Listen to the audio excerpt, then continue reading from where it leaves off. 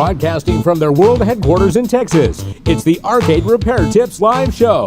The show that discusses arcade repair, restoration, news, and more. Now, here are your hosts, Tim and Jonathan. Hello everyone and welcome to the Arcade Repair Tips Live Show for September 2022, episode 67. My name is Jonathan Leung. I'm the producer, director, and editor here at the Arcade Repair Tips website and video blog. And joining me today, as always, is Mr. Arcade Repair Tips himself. You see him on the videos, Tim Peterson. Tim, how are you? Wow, I'm just sitting there looking at 67. That's a lot of episodes, isn't it? Yeah, here's the thing. I don't know if you noticed, but like when we did the podcast, we never really got to 100. I don't know. I feel like 100. If you get to 100 of something, you need to change what you're doing, and that's kind of what we did, right? So if we're getting close to 100, maybe we need to change up what we're doing. Won't we be syndicated then or something? Who knows? But maybe everybody can just watch reruns after that. There you go. We'll figure it out. But anyway, guys, we're glad that you're here tonight to watch us. We're going to be going over some of your questions in our outline that you guys have sent in over the past month, as well as talking about some news that has been released as well. But before we get into all of that, Tim, how are you doing? I'm good. We had last month we were talking about the drought and the heat, and now we've actually got rain, and it's been raining a lot and kind of filling up our water tables and providing some relief, but with the rain comes the humidity. So now, instead of it being 105 degrees, it's 90 degrees and feeling like 105. Yes. And we're sweating twice as much. That is true. Yeah. So yeah, exactly. So the temperature is down, humidity is up, and when you walk outside, you just start sweating, like Tim said. Yeah. But we have rain, which is good. In fact, we're kind of in a storm where we are right now. Last night, guys, I lost power and internet, which is actually kind of rare for me. So if we go offline, don't worry, we will continue recording. If we lose power, I cannot guarantee we will be able to continue recording. Right. I do it on a laptop, Tim, so hopefully we'll be able to get something out to you guys. But if we do, if you do lose us, it's probably because we lost internet or power. So hopefully you'll just bear with us. We'll be back soon. But like I said, we're just thankful to have the rain. The rain is a big blessing here because, as Tim mentioned, we were in a drought last month. So, and we have been getting a lot more rain. And Tim, that was probably one of the cooler ends of August that we've had, because typically the end of August is pretty miserable, but the rain made it somewhat more bearable. Yeah, I'm hoping the 100-degree days are over, though. Absolutely. Well, this will be a good time to remind you guys that you can join us if you're watching live in the live chat. And so, Tim, we already have several people in here. We have Encore MPW is here. He says hello. Hello. We have the Real Hammer Billy Lee. Says hey, hey. Hey, Billy. We've got Geeklight 08. He says hi, all. Okay, hello. We've got the Regzer Show. Says hello.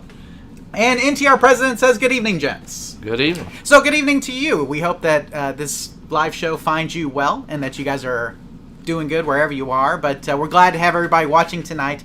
And remember that you can leave your comments and questions in the live chat as we go through the show. Now, Tim, you may remember last month that we gave away a little Karate Champ arcade. We did. During the live show. And I'm happy to announce that went to Cold Fangs and Flesh. Okay, which you guys may remember from some of the live shows, right? Yep. I have his real name, but that's his YouTube username. We want to go by that because most of you guys who are in the live chat will probably know him by that. But he did win. Tim picked a number at random of all the little entries that we had, and he was the one that won. And we have already shipped that mini Karate Champ arcade to him. So congratulations, Cold Fangs and Flesh, for winning the Karate Champ mini arcade. And we will be giving out something else tonight, Tim. Okay. And so we'll probably wait a little bit longer into the show here before we actually give it away. But if you guys want to send in your entries, we'll talk about how you can do that at that time. So make sure you stay tuned if you're watching live to get a chance to win another prize tonight for watching the live show. YouTube Punk is here, and he says, let's go, Tim. All right. So with that in mind, let us go ahead and get into the questions for this month. And the first one we have is from Nick. And so I'll throw this up on the screen for you guys. And Nick says, I was given a Golden T4 machine. When I turn it on, I get the screen in the picture. I looked through some other posts about screen issues, and mine did not see any screens that look like mine. I am leaving it on to see if the tube just needs to warm up. I have read about different things to check, but I'm not a circuit guy. I called the local repair guys and they have not called me back. Any help would be appreciated. Layman's terms would be helpful. Now, Tim, Nick did send a picture here, and we are looking at the picture of what his screen looks like. And so, Tim, just looking at Nick's screen here, do you have any suggestions for Nick as to what he can do to get his Golden T4 back up and running? Yeah, probably everybody in the chat room, that especially the regulars, are going to recognize that picture being, it's out of sync. It's not syncing up. kind of think of it, guys, if you're my age, Jonathan, back in the day, if you wanted to watch HBO and you didn't have it, it would be all out of sync, but you could kind of wiggle the ears really good or stand and hold your hand up and a piece of metal or something or tinfoil on your head, and you might get a little picture for a little bit, and then it would go to this scrambled kind of screen. And so that's what we're talking about. It's out of sync. It's just not lined up right. So a couple ways to fix that. The easiest one, sometimes it just needs an adjustment. So you can adjust both the horizontal and the vertical. So what they're kind of working against each other, if you want to say it like that. And nobody's winning. And they're just kind of fighting. And sometimes you can adjust that and they'll come in, the picture will come in. A lot of times it's in the wiring or just a cold solder joint or stuff. But usually out of sync, as long as the game is playing, is usually not too hard to fix. Most of the time it's adjustable. If it's not going to adjust out, you might have a circuitry issue that you might have to go in and rebuild the chassis or have your chassis sent off for repair. Maybe a cap kit. There's some sync issues, known sync issues with certain ones that we could troubleshoot a little bit further if we found out what kind of monitor that he had. But first thing we're going to do is to try to do some physical knob adjustments, and especially the horizontal and vertical hold, to see if we can't get that picture to come in. Sounds good, Tim. Now, when you're talking about adjusting the horizontal and vertical, guys, there's a lot of times there's a hold or maybe a sync adjustment on the monitor itself. And if you watch our video on adjusting an arcade monitor, you can see where those are typically located. But that's what he's talking about. So horizontal and vertical, hold, sync on your monitor chassis. Try to adjust those. That's probably the first place to go, right, Tim? That's definitely where I'm going to start because, like I said, if we want to give a percentage number, about half the time you can kind of just dial it in and it'll work. The other half, it usually takes a little bit more work or something to get to that point. But these are the same similar issues where I've seen guys hit the side of the cabinet and it would work. If it does that, there's probably a solder issue or something. But those are good places to start. And the same thing with like leaving the monitor on for a while to let it heat up, right? Like the same kind of thing. And I think that he mentioned that in his, he's like, I'm leaving it on to see if the tube just needs to warm up. A lot of times if the tube needs to warm up, it's because there's a cold solder joint or maybe a part that just needs to kind of get warmed up before it actually work. If it's a cold solder joint, sometimes the expansion from the heat on that solder joint will make the connection. And so when you leave it on for a while, it'll kind of expand that solder and then make a connection for a little bit, at least until you turn it off. That heat goes away and then it goes back. So, but Tim, I'm going to go ahead and throw up the outline here. So I went back to his question here. Okay, from your picture, it looks like your Golden Tee monitor is having a sync issue. Like Tim mentioned, make sure that the video input wires that run from the game board to the monitor are making a good connection. And Tim, you mentioned wiring here. That's very common. If the sync wire or the ground wire is not making a good connection to the board, this can happen, right? Correct. Or sometimes they will be linked in together, like the horizontal and vertical sync, and sometimes that'll just come undone or it'll just be twisted. I've seen a lot of issues with those wires right there. Absolutely. So check for cold, cracked, and or broken solder joints on those video input pins and reflow them if needed. So you can usually tell if there's a cracked solder joint. Sometimes you can't. So if you can't, you may just touch it up just to be on the safe side. You can also try adjusting the horizontal and vertical sync/hold adjustments on the monitor to see if it helps the issue. Make sure that your B+ voltage on your monitor is correct as well. That's a very big thing. We've seen monitors go out of sync if the B+ voltage is low or sometimes high. So make sure that that B+ is what it's supposed to be on your monitor. If that checks out, you're probably having a problem with sync components on your chassis. And like Tim mentioned, if you give us a make and model of your monitor, we'd be happy to help you troubleshoot whatever that sync issue is. A little bit harder to do if we don't know that information. So Nick, if you're watching this and you get to that point, you still can't get it synced, send us the make and model of your chassis and we can help you out further. Right, Tim? Yeah. Okay, so go ahead. We've shot a video, that pretty much deals with this. So I know that he can watch that and talk about adjusting an arcade monitor may help him some. Absolutely. Anything else for Nick here, Tim, before we move on? No, we'll go ahead and go. Sounds good. So, Nick, hopefully that answers your question. And good luck getting your Golden Tee 4 monitor synced back up. Okay, Tim, well, we got a couple of comments here. Rexer Show says, why don't all monitors have both a horizontal and vertical sync-hold external knob, for example, Nintendo CRTs? You know, it just depends on the way the chassis is designed, right, Tim? So some chassis are designed for adjustment and some are not. Nintendo monitors are a little bit more specific than other monitors as far as the way that they work and the circuit boards that they're connected to, and so that may be why you don't find those as often on those. But it just really depends on whoever built the board, kind of whatever they decide to do as far as that is concerned. So, I wish we had more adjustments on every monitor. I want to be able to adjust everything. But at the same time, Tim, if you ever worked on a digital monitor, sometimes being able to adjust everything is not a good thing. So it just really depends. But it just depends on who the manufacturer was and whoever was designing the board. As Schaefer says, I've got a MagVision 3M25 Waya chassis, Tim. Okay. That just goes snick repeatedly when I power it on. Doesn't sound like a Flyback short. Doesn't have the zap sound. What would you suspect? Yeah, kind of more of a ticking sound. Well, I don't know. That almost sounds like a sick. I'm not sure. Like, is it more of a hiss or is it more of like a? The K on the end makes me think more of a tick, maybe. Yeah. Like a hiss tick kind of thing, maybe. Schaefer, if you're watching this, let us know. So maybe more of a hiss to a tick kind of thing. So what do you think, Tim? Well, if it is, normally a cap, there's some filter caps and stuff in there that will cause that. You'll hear that sound. You could have a bad flyback, though, going out, so be careful if that, will hiss at you. We always think if it's a hiss sound, it's kind of like, think of like a snake hissing at you and warning you that don't get near me. So be careful there. But a lot of times it's just a cap kit that you can do and replace that. So he says it's a hiss, then a tick. The ticking, anytime I hear ticking, I think Flyback, even though I know you're saying that it doesn't seem like it's shorted. You're not hearing the zap sound. You don't always hear the zap sound with a bad Flyback. Sometimes you just get a hiss. Sometimes you just get a tick. It sounds like you're getting kind of a combination. Yeah. Right. So, Tim said, yes, the hissing sound typically is a cap. Like, we'll hear a cap when it's hissing. But a ticking sound, typically not so much a cap. Typically more on, like, a Flyback or when it's usually a cap, it'll almost be so shrill, it'll almost hurt your ears. It bothers my ears when a cap is leaking like that. Right. So it probably is this Flyback. So probably thinking more along the Flyback here, as Schaefer. So, your best, what you may want to do is doing a visual inspection of it, because sometimes if there's just a small crack in a Flyback, you will get that hiss and tick. Okay, so, make sure that the whole Flyback is good.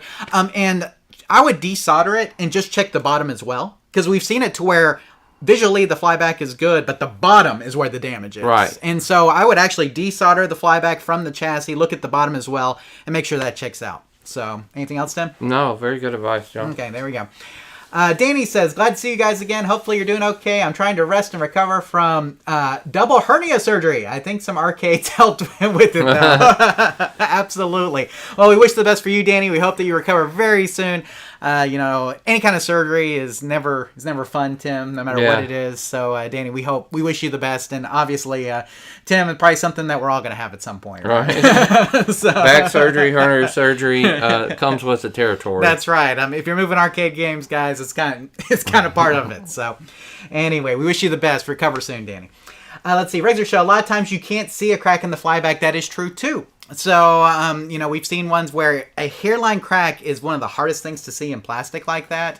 And so sometimes you need to get it under a, something like a really bright light, magnifying light, if you can, in order to really be able to inspect it well. So, it just, like I said, and sometimes you just can't see it. We've had it before where we knew it was a bad Flyback, but we didn't necessarily know we could see it. So, visual inspection is good, but you can't always trust it, right, Tim? Correct. So, there we go. And then YouTube Punk says, welcome back, Danny, as well. So, best wishes to Danny. We hope you recover soon.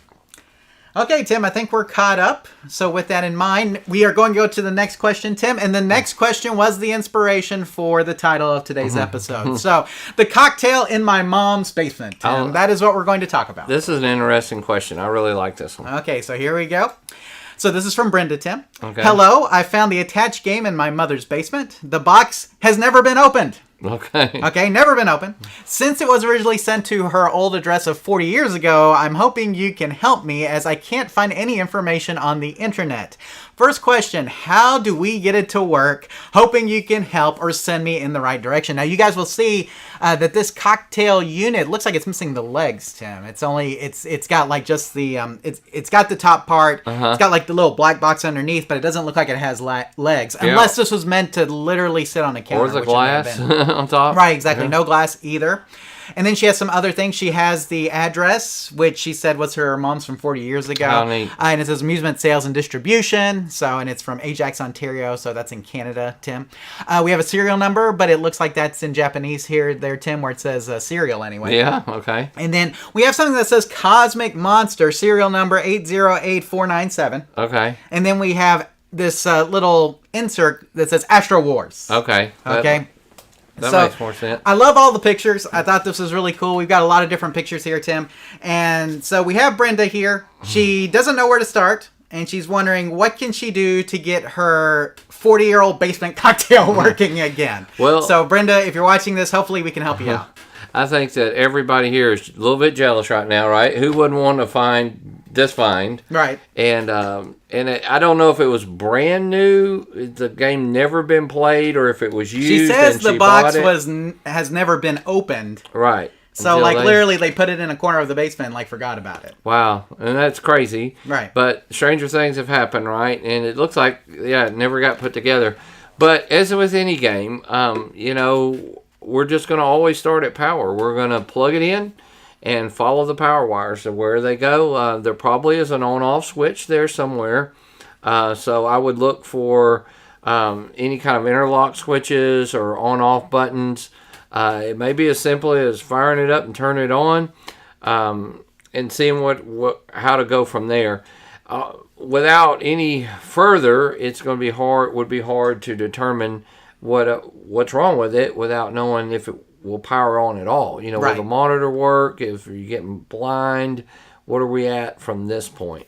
Now, Tim, I do want to just point out something here. I want to put these pictures back up. If you look at that Astro Wars little instruction card there, and you see the little screen in the bottom, near the bottom right-hand corner, little white screen, you'll notice it looks for like a game like Space Invaders. Space Invaders. So here's the thing. There is an Astro Wars game that was made by an Italian company. It starts with a Z, and I can't remember it at the moment.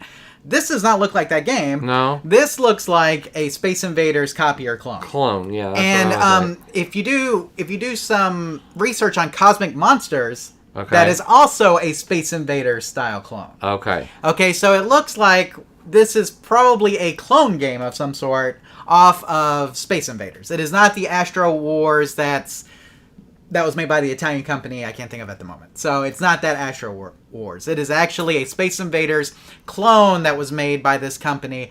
And it's got the Astro Wars instruction card, and it's got Cosmic Monster on the box. So, yeah, what a find. Yeah, exactly. So a lot of these Space Invaders clones, not all of them were documented, Tim, because, clone boards, they just produce as many as they can, knockoffs or whatever. And so this is definitely a knockoff Space Invaders is what we have here. But Tim, like you mentioned, any time that we're going to start a repair, where are we going to start with? Power? We'll always start at power. You get a multimeter, you're going to check the wires and make sure that they're still good. It'd be really surprising that that even though all this time that the power supply still worked because of just dried caps and things like that. But we got a couple videos that she could watch on checking an arcade power supply, and parts of an arcade, things like that may also just help her with general, but we'd love to follow up on this one for sure. Yeah. Oh, and that Italian company is Zaccaria. Yeah. Zaccaria, this is not the Zaccaria Astro Wars here. Okay. This is definitely a Space Invaders clone, Astro Wars kind of thing. So, Tim, I'm just going to go ahead and put up this the little information slide. So it looks like your Astro Wars is a Space Invader clone of some sort, like we mentioned, Tim. As for the repair, it's best to start at power when you don't know where to start, right, Tim? So work from the plug all the way into the cabinet. Make sure your game is getting voltage to all components, game board, monitor, etc. You can do this with a multimeter. Some common places for AC voltage issues include interlock switches, power switches, line filters, fuses, and damaged wiring. See our post on basic troubleshooting of an arcade game and checking a classic power supply for some tips that can help you on your repair journey. Tim, I really do think that this is probably the best place to start, but here's the thing. I sent Brenda an update letting her know that we were going to be covering her question on the live show, and she sent back what it's doing. Okay, good. So she actually sent back a picture. So this is what it looks like when it boots up, Tim. Okay. So sorry for the poor lighting, she says. So we know that the game is powering up now. Okay. Okay, still a good idea to check the voltage, okay? We want to Right. make sure that we're getting good voltage to our game board. It's very important. Could be a game board issue, Tim. As you can see, the game is obviously not booting. Right. So we've got color bars at the top of the screen, but we don't have a whole lot else. So, check our post on inspecting an arcade board, Brenda, I think at this point, to make sure that all the stuff is seated properly. But very important to make sure we have good voltage, right, Tim? Yeah, I would still suspect an older power supply that hadn't been turned on in 40 years would give you issues. Absolutely. Check the connectors on these boards, Tim, especially the harness connection between the board and the wiring, obviously, but also if it's a tiered board, and I couldn't tell, I think it was a stacked board set, Tim. Stacked board set, make sure that you've got it, that the stacked board set is together, making a good connection between the boards, and that any socketed chips are making a good connection as well. We talk about a lot of this in our inspecting an arcade board video and post, and so we definitely recommend you go over that. Now, beyond that, Tim, it could just be that the board is not working anymore because it's been in storage for this long. And so at that point, Brenda, we may have to either send off your board for repair, or we may have to, walk you through some troubleshooting tips that can help you out. We know it's a clone of Space Invaders, but we don't know how close it is to the original board set, right, Tim? Right. And so, that's a good question. We'd have to kind of figure that out. I mean, if it's a direct clone of the board set for the most part, then the original schematic should work, which means that we could use those to help you troubleshoot. If not, we may have to find something to help you troubleshoot. The nice thing is that the age of this game, the electronics were a lot more simple, and they're a lot more large in size, which makes it a little bit easier to troubleshoot. And so let's start again with power, though. Let's make sure that we're getting good voltage to the board. In these games, we could probably find you a Space Invaders pin out and tell you where the voltage should be on each of those pins, because it's probably pretty close, and then kind of go from there. But if you have additional questions, Brenda, please let us know. This is a wonderful story, right, Tim? Right. It's obviously a color version of it too, probably. Right, exactly. We saw color bars so. on the screen, and I'll go ahead and throw that back up here so we can see. We saw the color bars in the upper left-hand corner of the screen, so we do know this is a color version, which means it's a little bit more updated than what the black and white versions are, Tim. Yeah. Monitor works, which is really promising as well. So and it looks like it probably has a 13 in there. I can't tell by the size of the cocktail. Maybe a 9. Pretty small. Yeah, it's a pretty small monitor there, so but it is working. So it really does seem more like a board issue at this point, Brenda. So again, let's start with some power. Make sure we're getting good voltage to some of the components and everything.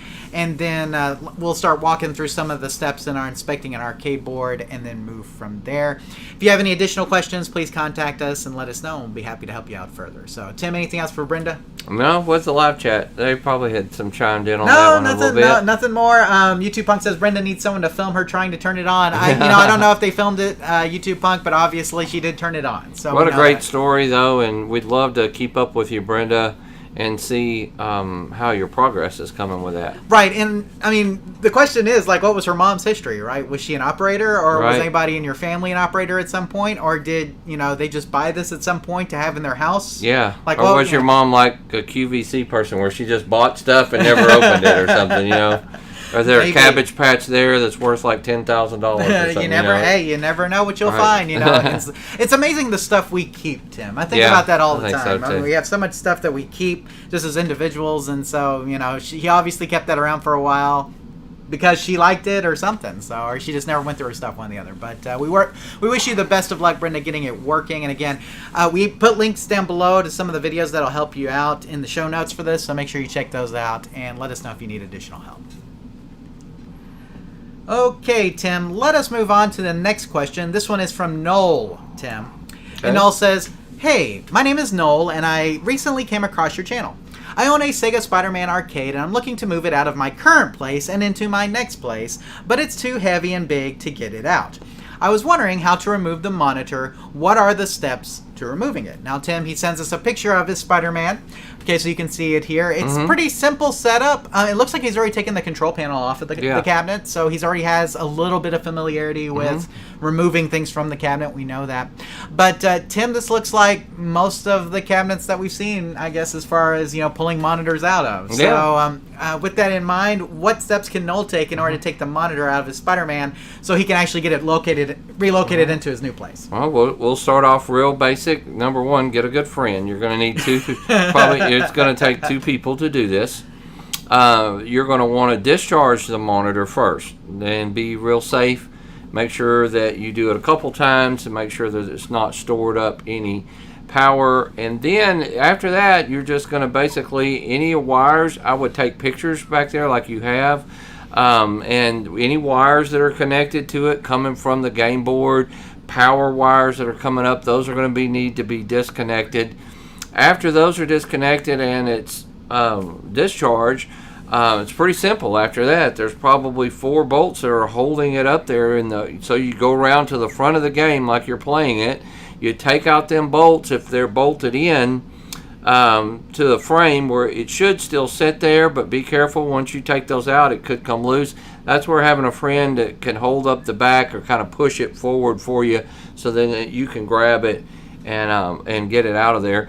Fortunately, we have shot a video on this pretty extensive, so you can watch our video on replacing an arcade monitor, and I think it will be very, very self-explanatory after watching it on how to do it. But just be careful, and if there's any little steps I missed, I'm sorry, but it's really not that difficult. Once you get everything discharged, unhooked, you just take the bolts out and pull it out. Yeah, and Tim, like you said, having a friend is pretty important. You don't necessarily need it, but it's harder to pull the monitor out from the front without somebody pushing on the back. Yeah. That's probably the hardest part of this whole process. And so when you have somebody there, like a buddy or something, who can push on the back of that frame to kind of prop it up, makes the whole process a whole lot and you just got to easier. be real careful with the neck. You know this, and you know they can break and stuff. So you just take your time and just it should kind of fall forward a little bit after you get those bolts out, and you can just kind of roll it out or just kind of push it forward and get it out. Those bars that you see on that go around the back of the chassis, they're good to hold on to. That's what they're made for, to kind of hold it and move it around. Just make sure it's discharged. There you go. So I'll go ahead and throw this up here, Tim, so you can see. The process of removing the monitor from an arcade is not too difficult. We would recommend discharging the monitor, like Tim mentioned, before starting the removal process. Once that's done, you can unplug the monitor, and basically, Tim, it's just 2 plugs, right? The input wires and the monitor power plug. Mm-hmm. Make sure you may have a ground wire. Yeah, sometimes you have a ground, so make sure that there's no ground wires attached to the frame of the monitor from the cabinet. It's very important. Take out the 4 bolts, sometimes more. Sometimes there's screws too, Tim. But take those out in the front, and you should be able to pull the monitor out from the front like Tim mentioned. You may need someone in the back to help push it out, and see our post and video on replacing an arcade monitor for more information on the process. So there you go, Tim. Anything else for Noel here before we move on? No, I think that if he'll watch that video, it'll be pretty easy, pretty self-explanatory. And we also link to the video down in the show notes, but you should also read the post as well. It has a lot of great information in it. So Noel, hopefully answers your question, and good luck getting the monitor out of your Sega Spider-Man game so you can get it moving. And Tim, we totally understand pulling a monitor out of a cabinet to make it lighter. Mm-hmm. I mean, because the monitor is especially 25-inch monitor like that, it's a huge piece of bulk inside that cabinet. It's like half the weight. Exactly. So once you remove that, it'll be much easier for you to move the rest of the cabinet. So, let's see. YouTube Punk says that Brenda was probably not into the hobby. She may end up selling it, but he would like to see it fixed. And I mean, I don't know. I guess we'll get Brenda's opinion on that. She may want to get it fixed because it may be somewhat sentimental to her since it was her mom's. But if you want to sell it, I'm sure there's some people who would be willing to buy as well, right? For sure, or trade you. Yes, absolutely. Something working, right. NTR President, hey guys, do you know of any podcast videos which get into redemption game repair? Many of the new redemption pieces are video-based with ticket payout. Check out Tekken Ice for examples. Tim here has like a plethora of experience with redemption games. At one time, we were going to film a lot of videos when he was working for Gaddy's and Chuck E. Cheese. We had permission, but neither one of those really worked out, unfortunately. Yeah, we just... Arcade Matt, I follow sometimes. Right. Okay. I think it's Arcade Matt. I watch a lot of his TikTok videos and stuff, and there are some people out there that do that. And of course, you have any questions, we'll be glad to try to tackle them, since I did do that type of industry for over 20 years. But if you have a specific question, go ahead. Everything's really changed with the ticket readers and stuff now that there's a lot less dirt, a lot less dust in the games. It requires a lot less game room attendance today than it used to, and having to fill tickets and stuff. But I mean, you've had games that were very modern just at the places that you've worked, like Mr. Gaddy's and Chuck E. Cheese just earlier this year, right? Mm-hmm. So I mean, it's like Tim still has a lot of experience when it comes to redemption pieces. So if you need help, let us know. Let's see. Oh, and you can also call Bay Tekken Ice. Like you can call them. That's one of the nice things. So, I mean, if you have a game that's on the fritz, I mean, they want to help you get it working because they want to sell you parts, right? Sure. So, I mean, a lot of times if whatever you're fixing needs a part, if you call them up, just buy the part from them and you can get it working. They can walk you through the troubleshooting. But to answer his question, I don't really know of any specific podcast for that, although there probably is. And so if anybody in the group knows, look up that. I mean, you could tell us that. But of course, we would tackle any of those questions that we could and try to help you also. Absolutely. So, Super Nintendo Zach, anyone else excited to see arcade auctions popping up in DFW again? I'm sure I'm not alone. Absolutely. Our good friend David is bringing some arcade auctions back to the Dallas area, Tim. So we hope that you guys will all go to that. What's his company? I always forget, Tim. American Amusement Auctions. Thank you. American Amusement Auctions. You guys make sure that you check out their website, AmericanAmusementAuctions.com, right? Yeah. And you can see the dates of when they're coming. Tim, I think we need to haul some stuff from our storage building to one of David's auctions. So you guys may see us there if we end up hauling some stuff up. We need to. Yeah, I was about to say, I've got, I love that DDR machine that's in storage, but I don't know if I'm ever going to get around to actually working on it. So, it's one of those, I have a lot of stuff in storage, guys, that's like you want to get around to, that you just don't have the time. And we're paying for it every month, so, we might as well. We could have bought a new pinball game for all the money we spent in storage. It's true, but, what are you going to do? So, but anyway, yes, American Amusement Auctions, David's bringing his show back. Look forward to seeing him and Cedric and the whole crew, right, Tim? Yep. So hopefully we'll be able to make one of those. But anyway, hey, it's a good way to get arcade games, guys. There's a lot of auction companies still around. Auction Game Sales is still around. Captain's Auction Warehouse. If you're in California, Captain's Auction Warehouse is a great place to get games. Auction Game Sales, Tim. They've serviced like around Tennessee area and things like that, Carolinas. And then of course American Amusement Auctions. He's here in Texas, but he's a lot of other places too. So take advantage of auctions, guys. If you want real arcade machines, it's one of the best ways to get them. So. Let's see what we got here. NTR President says, thanks. We do call them, just looking for additional resources. So, yeah, I was about to say, calling Bay Tekken Ice is a good way to get repair. They're very helpful, right, Tim? Mm-hmm. I mean, Tim's got a lot of experience, calling these guys and getting a lot of help. I understand. I wish we could have done all the videos when you were still working at a place that did redemption games, but we just never got around to that. So, we had permission, too, at one point. Right. But by all means, feel free to send in those questions that you have or they're not getting answered or you're having issues, and we'll try to tackle them. Definitely have worked on a lot of redemption games. Absolutely. Encore MPW, what damage might be caused by turning a CRT on without a remote board, asking for a friend? We haven't seen any damage from that necessarily, but a lot of times you will not get a good picture. Right. Because, those values, basically, if it's not hooked up, those values run to infinity. And so you're going to get something that looks really wonky when you don't have the remote board hooked up. As far as, like, actual damage, though, Tim, I don't think you're going to have any damage. But like I said, you can't run it like that because those values are just going to run up and they're not going to be dialed in properly. So you're going to have, it's going to just look totally off. So definitely make sure you have the remote board plugged in if you have an option. That's the best way to do it. Let's see. Danny says, I don't have any Arcade 1-Up games, but I'm considering NFL Blitz. We'll be talking about that a little bit later in the podcast, right, Tim? Or the live show. So, Danny, hold on to that thought. We'll come back to NFL Blitz for the Arcade 1-Up. Let's see. Peter, what about New England to auctions up here? Don't know about anybody in the New England area. Auction Game Sales may make it up that way, Tim. Do you know? No, I don't know because we don't. We're not from there, so I don't know. But maybe somebody else knows. Hey, don't you have a trip coming up, though? I do have a trip. We'll announce it later, but I can go ahead and make the announcement now. As you guys know, my work does, when I get caught up in my area, they like to, I help out wherever. I was in Florida, I was in upstate New York, and I have an upcoming trip in September. Third week in September, I will be in north of Boston, about an hour in New Hampshire and Massachusetts. That sounds good. So if you're in that area, let us know. Questions at arcaderepairtips.com, and Tim will get in touch with you if you guys want to go hang out at a arcade bar or something like that. Yeah, for sure. Like to check out some places up there. Yeah.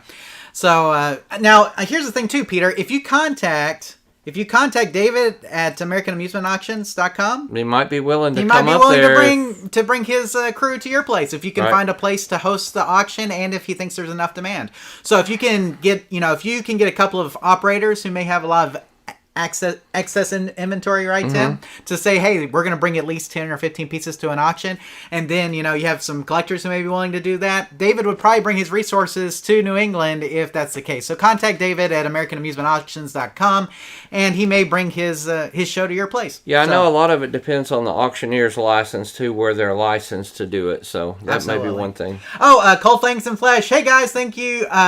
Thank you so much for the mini arcade machine you sent me. It's awesome. Many thanks. You see, there's a winner, Tim. Oh, yeah. He's in the live chat tonight. We're glad you're here, and we're glad that you got the mini arcade Cold Fangs and Flesh. So he could be a double winner. That's true. Hey, why don't we go ahead and do that now since Sure. he's here? Okay, so this time I've got a Monopoly arcade Pac-Man game. Right. Model it for us, Vanna White here. So it's an actual Monopoly game board with a little mini arcade. That's right. Okay. So somewhat of collectible. So you can win. Cool. So you can win this, and the way you enter is by sending an email to contest@arcaderepairtips.com, and I want you to put Pac-Man in the subject line. Pac-Man, okay, in the subject line. So send an email to contest@arcaderepairtips.com and put Pac-Man in the subject line, okay? And we will give this away. Tim will pick a winner at random, and cool. somebody will get this in their mail for free. Neat. So here we go. There you go. There we go. Here. Okay. So again, email contest@arcaderepairtips.com and make sure you put Pac-Man in the subject line. Okay, that way I know that it's for the contest, right, Tim? So contest@arcaderepairtips.com. Email us there. Pac-Man in the subject line. Did I say enough times? That's it. Okay. Pac-Man in the subject So line. obviously, if you're watching this after the fact, you probably missed out. But this is for all the people who are watching live. Tim, we just want to promote people watching live. We want you to be here with us, right? Right. It's way more fun when we can interact with you during the show. So again, for those of you guys who are live, contest@arcaderepairtips.com. Pac-Man in the subject line. Make sure you send us your address too. Okay, we will need a place to ship it. We keep all that information private. We don't sell it to anybody, but we do need a place to ship your Monopoly arcade game that we will be shipping. So there we go. Okay, enough about. Let's see. YouTube Punk says the prizes are leveling up each episode. Hey, before you know it, we'll be giving away an arcade one-up, right, Tim? So there you go. But anyway, we'll probably go back down in the next episode. I don't know. Maybe we won't give away anything. We just gotta keep you watching, right? So anyway, you guys enjoy that. Again, send an email. Let us, to enter the contest, and we'll send somebody this nice little prize. So Okay. Okay. Oh, there you go. In a few episodes, the prize will be Jonathan's DDR machine. Yay! We may be able to work that out. So it'd be a nice. We're willing to travel and pick up. We can work a deal. I can give you a really great deal. Right. That's right. Make sure, Danny, if it's you need to fully recover before you have another. That's right. And you're picking up that thing. Exactly. So. Okay, here we go, guys. The next question we have on our list is from Gary, and Gary says, where are the hue tint adjustments and the color adjustments on a monitor? Can you make the image black and white? What about the audio adjustments? So, Tim, Gary's just kind of asking in general, where the hue tint adjustments are on a monitor, as well as the color adjustments. Can you make the image black and white? And what about the audio adjustments, Tim? So what do you think? Are there hue tint adjustments on arcade monitor a lot of times? Not normally. You just have the, unless it was a TV. He's thinking more of like a TV. Correct. From that era. And the arcade games, you don't see that. You just see the mostly the red cutoff and the red drive, green cutoff, green drive. They're real simple. Right. So you don't have a lot of them. Now, some of the newer ones, you might could go digitally and do some of that stuff. Right. But most of the older monitors don't have them. They're going to be on the neck board or on the monitor itself. But most of them just don't have that. You could be able to get black and white if you turn them all the way down, but I don't know. This is a really interesting question. That's kind of like I've never done it, so right. I don't know. There probably is a way. So by all means, if this would have been a great Michael question probably, but if anybody wants to chime in, please feel free.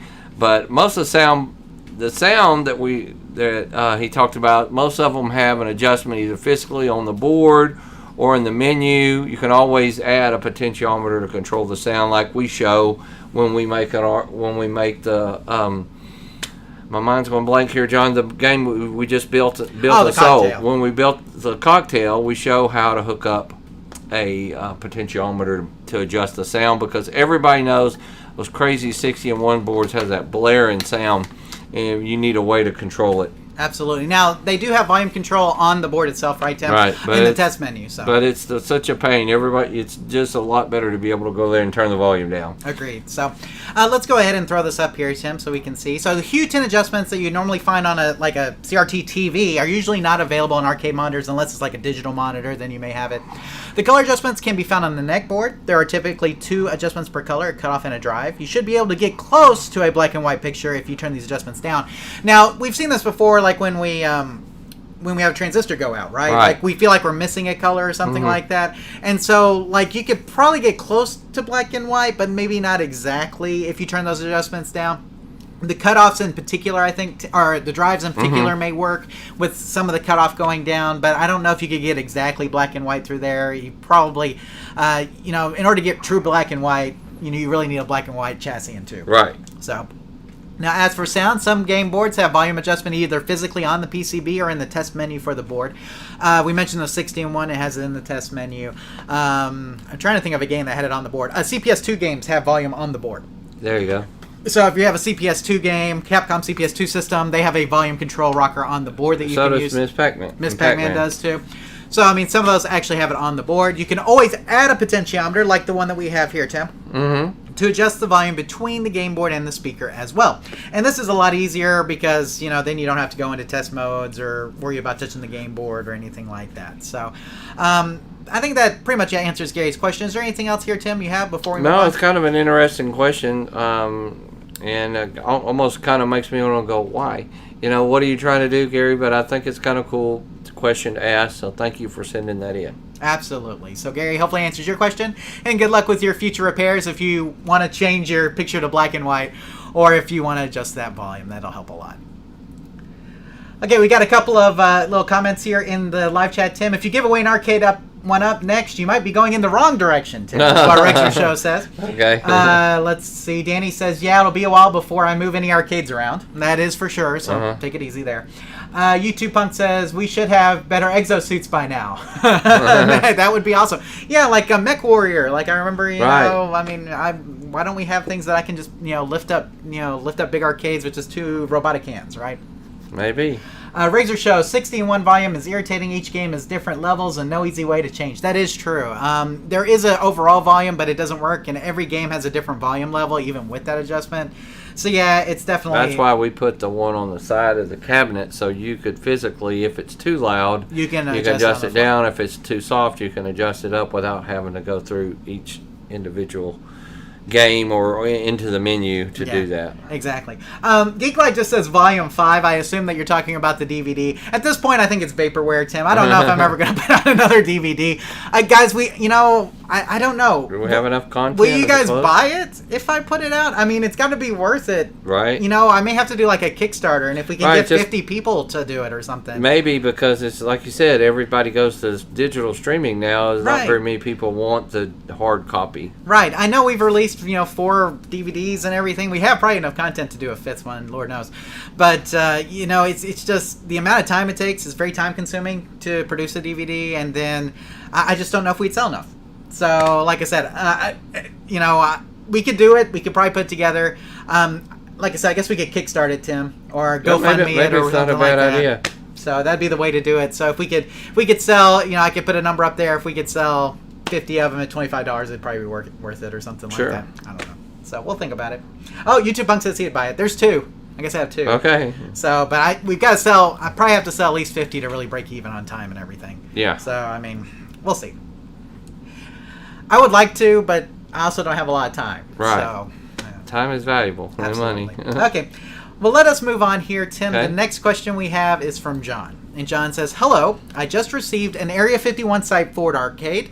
It's been a dream of mine to own. However, the monitor will not turn on. Everything else works. I inspected the back of the monitor, and the cathode does not seem to light up, the glow that you would see at the back of the monitor. I was wondering if I could get some help in fixing this, as I am at my wit's end and do not want to part with it. Been there. Let me know what you think. Look forward to hearing from you. So, Tim, this is a heartbreaking story here from John. He bought an Area 51 Site 4, and it sounds like it was probably working maybe when he bought it. And like his Grail game, too. Like, he really wanted it. Right. So, so maybe it was something, like I said, something that he bought, it was working, and then he got it home and it didn't. Maybe it was never working. Maybe he got a really good deal on it, and he's just like, I want to get it fixed. So, Tim, what's going on here with this Area 51 Site 4 game, and what can John do to get it back up and running? Well, it does sound like his game is playing blind. Unfortunately, we saw a really good video on that and troubleshooting games that are playing blind. And so he can watch that video. We want to, of course, just like we talked about earlier. Before you go on too much, though, let us go ahead and give the definition of playing blind, because, I know a lot of people, you guys may be watching, don't, when we say playing blind, you may not know what we mean. I know a lot of you guys do. A lot of the guys in the live chat obviously do. We call a game playing blind that the sound works, the game will actually play, you can coin it up, you can start it, you can hear noises, you can move things, and you feel like you're playing the game, but it's blind. The screen's blank. You can't see anything. So it's just like if you had shut your eyes and you were playing the game. That's why we call it playing blind. Right. Okay, so it sounds like that's exactly what's going on with his game. So we talked about this before. We're always going to start at power. We're going to look at everything from the cord to the fuses to the monitor itself to going up through the isolation transformer and on to the monitor. Making sure all the connectors are good, that none of them are burnt or any wiring issues. Check the voltage along the way with a multimeter to see where the problem stops. And if you're getting good voltage all the way to the monitor, but nothing at all on the screen, you probably got a chassis issue, and be a good time to either send that off for repair or try to dive in further and do the repair yourself. Now, here's the thing. He says that the monitor will not turn on, but he never gives us an indication that the game is actually playing, that he hears the sound. He just says the monitor will not turn on. So here's the thing. That could be, yes, it could be playing blind, but it could also be board not working. Right, or just a bad fuse. It's just not coming on at all. You don't have any power. So a little bit of clarification there, John. Is the game, do you hear it? Can you coin it up? If you flick the switch or put a coin in it, do you actually hear sounds? It sounds like it's playing. Then you know it's in your monitor. If none of that is working, you're not getting any lights above or whatever, sometimes it's just a simple fuse or something like that, or go back. But we got to start at power. Make sure your power supply is working too. Also, you won't get a picture or anything. Absolutely. So, Tim, I'm going to go ahead and throw up the outline here so John can see. From your description, it does sound like the game is playing blind, i.e. the game plays, but the monitor does not come on. If this is the case, you can start off your repair by making sure that the monitor is getting power, like Tim mentioned. Check that the AC voltage wires are hooked up properly, either directly from the wall or through an isolation transformer. Most monitors have a 2 or 3 prong Molex connector for the monitor power. Check the voltage here with a multimeter to make sure it is correct. If the monitor is getting good voltage, then you probably have a chassis issue. And then see our post and video on troubleshooting games that are playing blind for more information on the topic. Okay, so, but again, John, this is assuming it's playing blind. This is assuming that you can hear the game playing, you can coin it up. If it's not playing, then you may actually have a board issue or just an AC or DC voltage issue, right, Tim? Correct. So, make sure that you're at a point where the board is actually getting power. And Tim, Area 51 is a hard drive based game. Both versions of it, and so you should see lights on the board if the board is getting power. You should be getting some LEDs. That does not necessarily mean that the board is running properly, but at least that should give you an indication that it's getting voltage of some sort. Right. So make sure that you look at the board and make sure that you have at least some LED lights on that board that are showing up. And do check the voltage at the board before just assuming that you just have a monitor problem. That's what we would say. So, John, hopefully that answers your question. And good luck getting your Area 51 Site 4 back up and running. Okay, Tim, we got a couple things here in the live chat. He said, "I recently." This is from Cold Fangs and Flesh.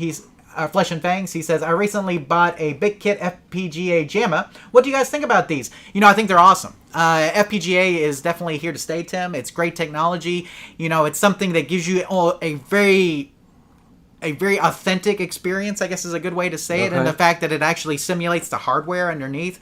And so FPGA is definitely what we're going to see going forward. But now, Tim, you can get the FPGA with a Jamma adapter. Okay. So that way you can play the games on the FPGA through a Jamma connector. So that way you can put it in your arcade game very easily. These are not cheap. It's pretty expensive for this kind of setup. But it actually gives you a better experience than software emulation does, which is what we've used for years as software emulation. This is more hardware emulation, Tim. It's the difference. So, before we convert the code from a game, basically we run it through a piece of software that says this is what the game is. Like, this is what we convert the instructions. Okay. So, like, from whatever the original hardware is to whatever, let's say we convert to like a standard PC platform.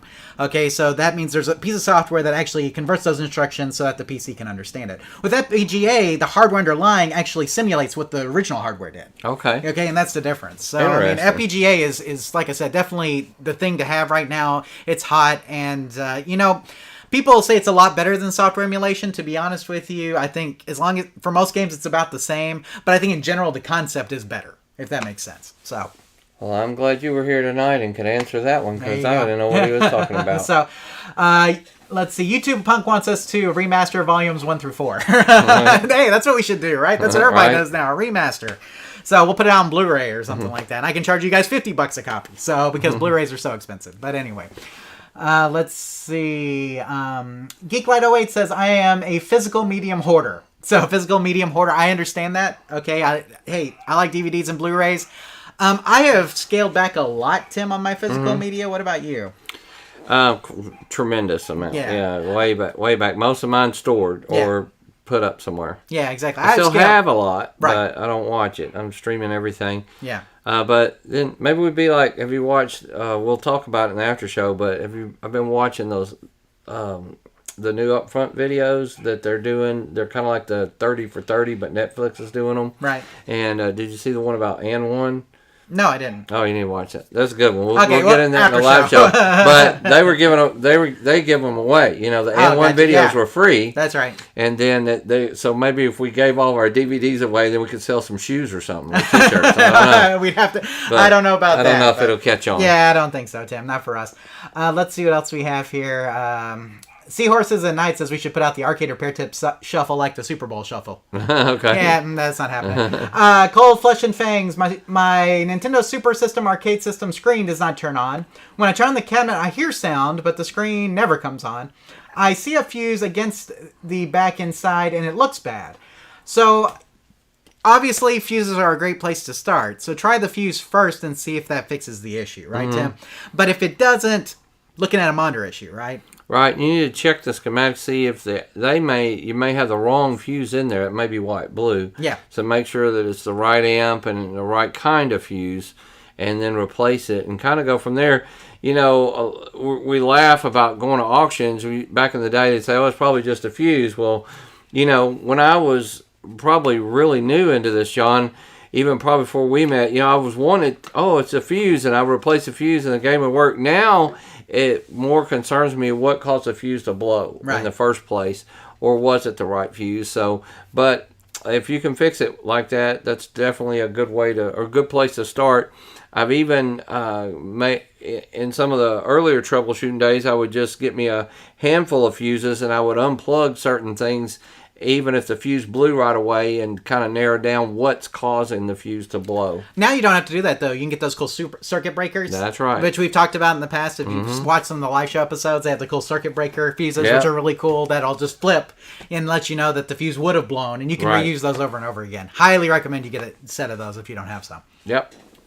Let's see. YouTube Punk says, is that the cabinet with the SNES controllers? That is. Yeah, so the Super System was an arcade cabinet, Tim, that had SNES-like controllers. They're a little different. They're a little bigger, but it had those. Do you remember that, Tim? Yes, I remember seeing that one. Yeah, very cool.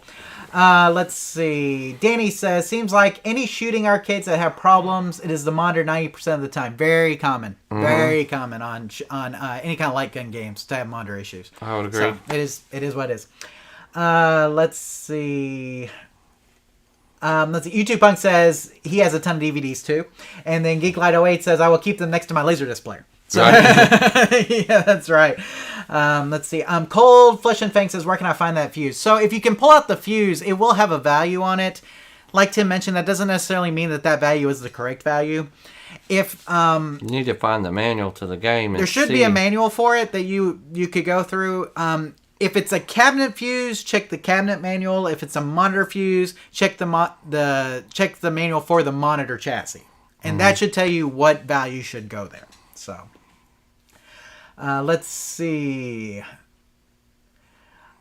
Seahorse of the Night, you guys could go viral with the ART shuffle. I don't think so. So, hey, we already tried doing freestyle rapping. You guys heard how that turned out. So, I don't think a shuffle's happening anytime soon. But I appreciate your confidence in us. I was say, if you've never seen that episode, don't go back and watch 67 of them to find it's not worth it. Yeah, that's right, exactly. So, actually, I think that was it was our 10th anniversary episode, which actually has a very specific, title card, so you guys could probably find it pretty easily. So, okay, I think we're caught up, Tim, and now we are to our quick question and answer rapid fire section of the live show. So I've got 3 here that I'm gonna read to Tim in rapid fire succession. He's gonna fire answers right back at us about these 3 questions that we got this month. So let's get into that. So, Tim, the first one I have is from Mixigs, and he says, is it possible to replace the tube that comes out of the back of a CRT? The people I just bought this Tetris cabinet from broke it, and I'm trying to figure out if I can get a tube or if I need to replace the monitor. Okay, so that's the first one. Jim says, I have a classic Donkey Kong arcade game. The marquee light comes on, but the monitor is a black screen, and there's no sound. Any help would be appreciated. And William says, I have a Wells 19-inch K4606 monitor chassis. What TVs can I replace it with? So, Tim, Mixigs wants to know if he can replace his tube. Jim wants to know what he needs to do with his Donkey Kong that has a black screen and no sound. And William wants to know if he can find a tube for his K4606 monitor chassis. So, Tim, let us go down these questions real quick and see if we can get some answers for those. So, Mixigs first, Tim. Man, what a sad story, right? He cracked a tube and moving. We've done this before. Yeah. Okay, so what can he do as far as replacement goes? Well, you can replace the tube. The hard part is finding the tube that's compatible with that particular chassis. And so if you can find one that has a non-working chassis, you could just swap them if it's the same chassis. Most cases, it's easier to replace the whole thing. Okay. What about Jim? He's Donkey Kong. Sounds like it's dead. What's going on? Well, it sounds like he's getting the AC voltage because that's what's lighting up the marquee. But you want to make sure this power supply, which converts it to DC, is running over to his board and onto his monitor and stuff. So the AC voltage is probably good, but make sure that the power supply and that the monitor are getting power also. Sounds good. Now, William wants to know if he can find a compatible tube for his K4606 monitor. Okay, so it's the same kind of question as before. You need to find one that has from the same K4600 chassis, or there is some old tubes, and we got a website. I know you'll put it up here in a second at junknet.net. And where they can go on and you can see, you check the impedance and check some things, and some do work. And there are certain kinds that seem to work really well. I can't remember if it's RCA or Sylvania or something that seems to work well. RCA tubes are, if you can find one of those are. We always say though, if the neck board won't fit, don't worry about it. It's not going to work. Yeah, exactly. Okay, so the neck board if the neck board doesn't fit, you got to quit. So that'd be my quick answers. Sounds good. So let's go ahead and throw this up here, Tim, so we can kind of review what you said. So on Mixigs, yes, you can replace just the tube. The hard part is finding a compatible one that will work with your monitor chassis. In many cases, it is easier to replace the monitor than find a compatible tube if you don't have like a plethora of tubes lying around like some people do. And we'll talk about a list of compatible tubes here in a second. Jim, sounds like the game is not getting AC voltage to the marquee light, or it's getting it to the marquee light, but not much else, like you just said, Tim. Check the AC voltage is also getting to the power supply and the monitor. Make sure you're getting DC voltage to your board as well. And then William, yes, there are 2 compatibility lists out there. The best one we found is on the junknet.net website. And Tim, this is a archive.org copy of this website. Okay. But if you go to junknet.net, he has put that up on Google Sheets now, I think. Okay. Where you can find the 2 compatibility lists. And there are several. In fact, Tim, there are 2 here, and I know it's hard to see in the little in this little section down at the bottom, where that says are compatible with K4600 chassis. Okay, good. So there are some out there. the thing is, you'll just have to find the TV that's using them and make sure you get it. As most people know, arcade monitors usually come in like 13, 19, and 25 inches. So, I mean, finding a tube the right size is like half the battle. Right. And then once you find that, making sure that it is compatible with your chassis is the other half. And so you can find the compatible settings and stuff if you go to the junknet.net website. Your best bet is to look at his site and find the tube that would normally work with it, and then put that note out, and then start going to your thrift stores and stuff. You're looking for a Sylvania 19-inch. Kind of narrow it down like that, and you may find them that way. It's sometimes a lot easier than going and researching every tube that you find. Absolutely. So hopefully they answered all your questions there. Mick says Jim and William, and good luck with all of y'all's repairs. Please let us know if you need additional help going forward, and we'd be happy to help you out. Just send us a message and let us know. So Tim, that does it for the questions. Okay. So I did want to talk about something that's somewhat arcade related. Okay. What if I told you that I have been to the skating rink the last 2 weeks? Okay. And so before that point, it's probably been a long time. I don't know. Since I've been on skates, it's probably been 20 years or so. That's what my question was. Now, you said you went to the skating rink. Did you actually participate and skate? I skated both times. Okay. And guys, you know what I realized? Roller skating is fun. So I think we miss it, Tim. Or, you know, it's like bowling. Right. Okay, it's like you forget how much fun it is until you go and do it, right? Mm-hmm. And so I won't say it was like riding a bike. In fact, it was nothing like riding a bike. It took me way longer to get back on roller skates than it did for me to get back on a bike, you know, once I got on. But I will say that once I got on, Tim, I did pretty decently, and now I can get around on skates again. So, but I would encourage you guys to, you know, try a skating rink out. See what you think. You know, it's funny. I'm seeing a lot of YouTube and TikTok videos where people are skating now. It seems to kind of be a in thing coming back, making a comeback. Maybe. So I don't know, but here's the thing: the closest skating rink is like 45 minutes away. Okay. Well, 35 Longview? minutes away. Jacksonville. Oh, that's so it's about 35 minutes away from where we are here. There's not one in our city that we live in. Okay. So, but Tim, the reason why I want to talk about it is because they also had arcade games there. Sure. Okay, so let's talk about some of the arcade games. Now, when you walk into this place, Tim, this place definitely was popular back in the heyday of skating rinks, right? Okay. Like, I don't know if you've been to Skateland USA is the name of it, but it definitely has been around. Yes, it's definitely been around probably since the 60s or 70s, right? Okay, you know, it's got the layered, you know, I mean, they keep it clean, but you can tell just over time things get worn out. Retro feel. Right, exactly. Retro feel for sure. So they had a Cruisin' Exotica there, Tim. Okay. Fully working with a tube monitor, which I was surprised by. Okay. They had an off-road challenge, still working with a tube monitor. They had an old 60-in-1. Okay. With a pretty beat-up cabinet, probably was something else. You know what I'm saying? And you know now it's a 60-in-1 kind of thing. It had a 25-inch monitor in it. They had a brown top Dynamo air hockey table. Oh wow. Okay, with the score box duct tape to the side. Okay. And then they had two Valley pool tables that were coin operated. Okay, so, but I only bring this up, Tim, to say that the games in this place could have been the games that were there when I was growing up too. I mean, for pretty much, except for maybe the 60-in-1. Everything else was pretty much from the 90s still, it seemed like, so, or early 2000s. So, but it's just amazing to me, Tim, when I walk into a place like that, just how much the memories flood back. I don't know about you guys. Oh, yeah. But when I was a kid, we went to the roller skating rink at least once a month, maybe twice a month, you know, on a Friday or a Saturday night, right? What about you, Tim? I lived right behind one, actually 3 blocks. So literally every week it was just about going by there. Knew the guys that worked there a lot of times. I was always getting in for free and looking at their games and stuff like that. So, yeah, quite often that was, especially before I could drive. Yeah, that was a good place to drop your kids off and let them babysit while you did some running around. Exactly. So, it was awesome. I have memories, Tim. I remember our skating rink on a Friday night. They would have races. Mm-hmm. Did you guys have races? Oh yeah. So they would do 4 or 5 rounds, and the winners would get in the middle, and then they would all race each other. Mm-hmm. You know, and whoever won that night got a special prize. We do limbo. Right. You do limbo at the skating rink? Of course. I would not do that now. I'm good. Hokey pokey and limbo. Yeah. Oh, absolutely hokey pokey, Tim.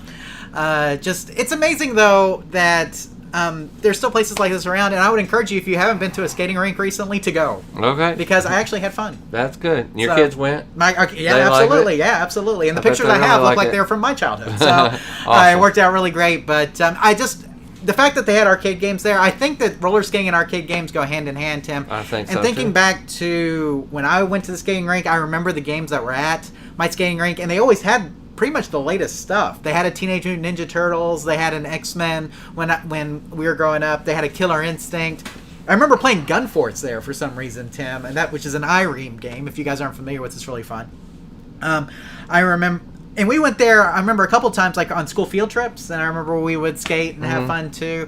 I was trying to think, Mortal Kombat's, Tim. They always had a Mortal Kombat, either Mortal Kombat 3, Mortal Kombat 2. We played Mortal Kombat 1. Street Fighter. I always remember the sit-down games because you're hitting them with that heavy skate. Yeah. And because I didn't want to take my skates off; it's too much trouble. Right. And they had two driving games at this fun. one, and yeah, exactly. So I have my skates on, and I'm having to hit the gas pedal for my son because he's not big enough to hit the gas pedal yet. And I've got my skate on, like sitting there, and I'm the same way. I guess I don't know if those things get banged up as much or what, but definitely is a thing. Now I saw that. Let's see. Danny says wasn't good at skating. So here's the thing. I'm not a great skater either. I can get around on them okay now. Well, I was fast going forward, but I never could get the backward skating going down very good. And I had a cousin, and I just saw her the other day while I was traveling, and she could do anything. She could do whatever an ice skater can do on roller skates, and she always win in competitions. But I would get her to skate with me, because I would be going forward and she would be going backwards, and she would spin around and do all this stuff, and everybody thought we were just the awesome skaters ever. I never could go backwards. There you go. So Tim, I did blades. I didn't do blades this time. When I was a kid, I gotta have all four wheels. Yeah, I was about to say, when I was a kid, I actually had regular skates when I was like in 3rd grade, and I got rollerblades like when I was in 5th grade. And I had blades, but I just put on regular skates this time because sometimes you have to know your limitations, guys. Right. And so, Tim, I liked it so much that I actually ordered me a pair of roller skates. Our whole family has roller skates coming, so we like it that much. So I think we're going to do more. We're going to go roller skating more, but you should let us know when you go. Maybe I'll take my nephews. You should, and you get on some skates too, Tim. I'm telling you. Well, now that'd be worth videoing right there. But like I said, the thing about it is to me, roller skating and arcades just go hand in hand. Yeah, they do. I've never been to a roller skating rink where they didn't have arcade games. Right. They always did. So, and I remember playing so many games. But I mean, obviously, pizza places. I played a lot of games at pizza places, right? But I played almost as much probably at roller skating rinks. Like when I really think about it, we didn't have Chuck E. Cheese. That wasn't a thing when I was. I mean, it was a thing, but we didn't have one here at the time. So I mean, that's people went to a roller skating rink. That's where we went. So, and it's sad that we don't have one here, and my wife wants to open one up, but I told her and what money. I don't. Yeah. Yeah, like I said, it seems to be making a comeback. I see a lot of TikTok videos where people are skating, and there's a lot of commercials now on TV where the guy's skating and and doing stuff. So, Sonics, when I go and audit them, they still skate a lot and go and work them tips, So we had my daughter's birthday was one of the things that we went for, and one of the dads used to be a Sonic car hop. And was pretty good on skates because of that, like he put on the blades and he was going all around. So I mean, obviously, I think when I think Sonic, I think roller skates too. But if you have any memories of arcade games that you played at the roller skating rink, I want to know. So if you're in the live chat tonight and it's like, oh, I remember playing this game at the roller skating rink when I was growing up or whatever, let me know. You know what I remember? The first time I ever played hard driving. Oh, really? Yeah, the loop game. I was like, and because like I said, there was no halfway doing the pedal, so it was fun with skates because it was heavy, and I could just put it to the floor and do all the stuff. And I remember the first time I ever played one was at the skating rink. Absolutely, there's a lot of games. Like I said, probably the first time I played was at the roller skating rink too. So, okay, but that's enough about that. I just want to get you guys memories. So if you have memories of playing arcade games or roller skating rinks, let me know. So it's still a thing. You can still do it. So I'm going to go to the live chat over here. Let's see. Show your slide, John. Did you slow it? You don't have to show it. Yeah, I'll just keep it. Oh, you want to see it? Okay, there you go. That's what the roller skating rink looks like. Yeah. And these are the games that they had, so you guys can see. And they did have pull cues like behind like I the. just remember the one in Longview had a giant skate. It was as big as a car. I remember that. Yes. And I always thought that was the coolest thing. You could see it from like a mile away. It still looks like this. I know this looks like it came out of the 1960s, but it still looks like that. Absolutely. So, I was going to go back over here. YouTube Punk says, hashtag skate life, Tim. There you go. Danny Ransom always went skating the skating rink to play arcades. That's right. Wasn't good at skating. And, to be honest with you, most of the time that's what I did. Right. Let's see. YouTube Punk says, my skating rink had Operation Wolf, Castlevania, Rastin, and more. Absolutely. So, let's see. Teenage Mutant Ninja Turtles and Killer Instinct are awesome. Simpsons. I remember playing Simpsons at the skating rink a lot. So, absolutely. A lot of those classic Konami games seems like it was always at the skating rink, Tim. So, Simpsons, like you mentioned, Teenage Mutant Ninja Turtles, Cowboys of Moo Mesa, Sunset Riders, games like that. Let's see.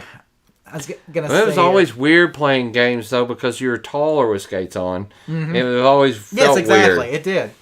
Real Hammer Billy Lee says, I have very fond memories of playing arcade games at ice skating rinks. My sister would always used to ice skate, and I would go for the video games. Absolutely. Okay. So here's the thing. I felt like I played more games than I skated a lot of times because I was not such a great skater either. I was decent, but like when they're doing the races, guys, I'm not competing. I'm over to the side doing my own thing, and I'm watching or I'm playing games. So let's see.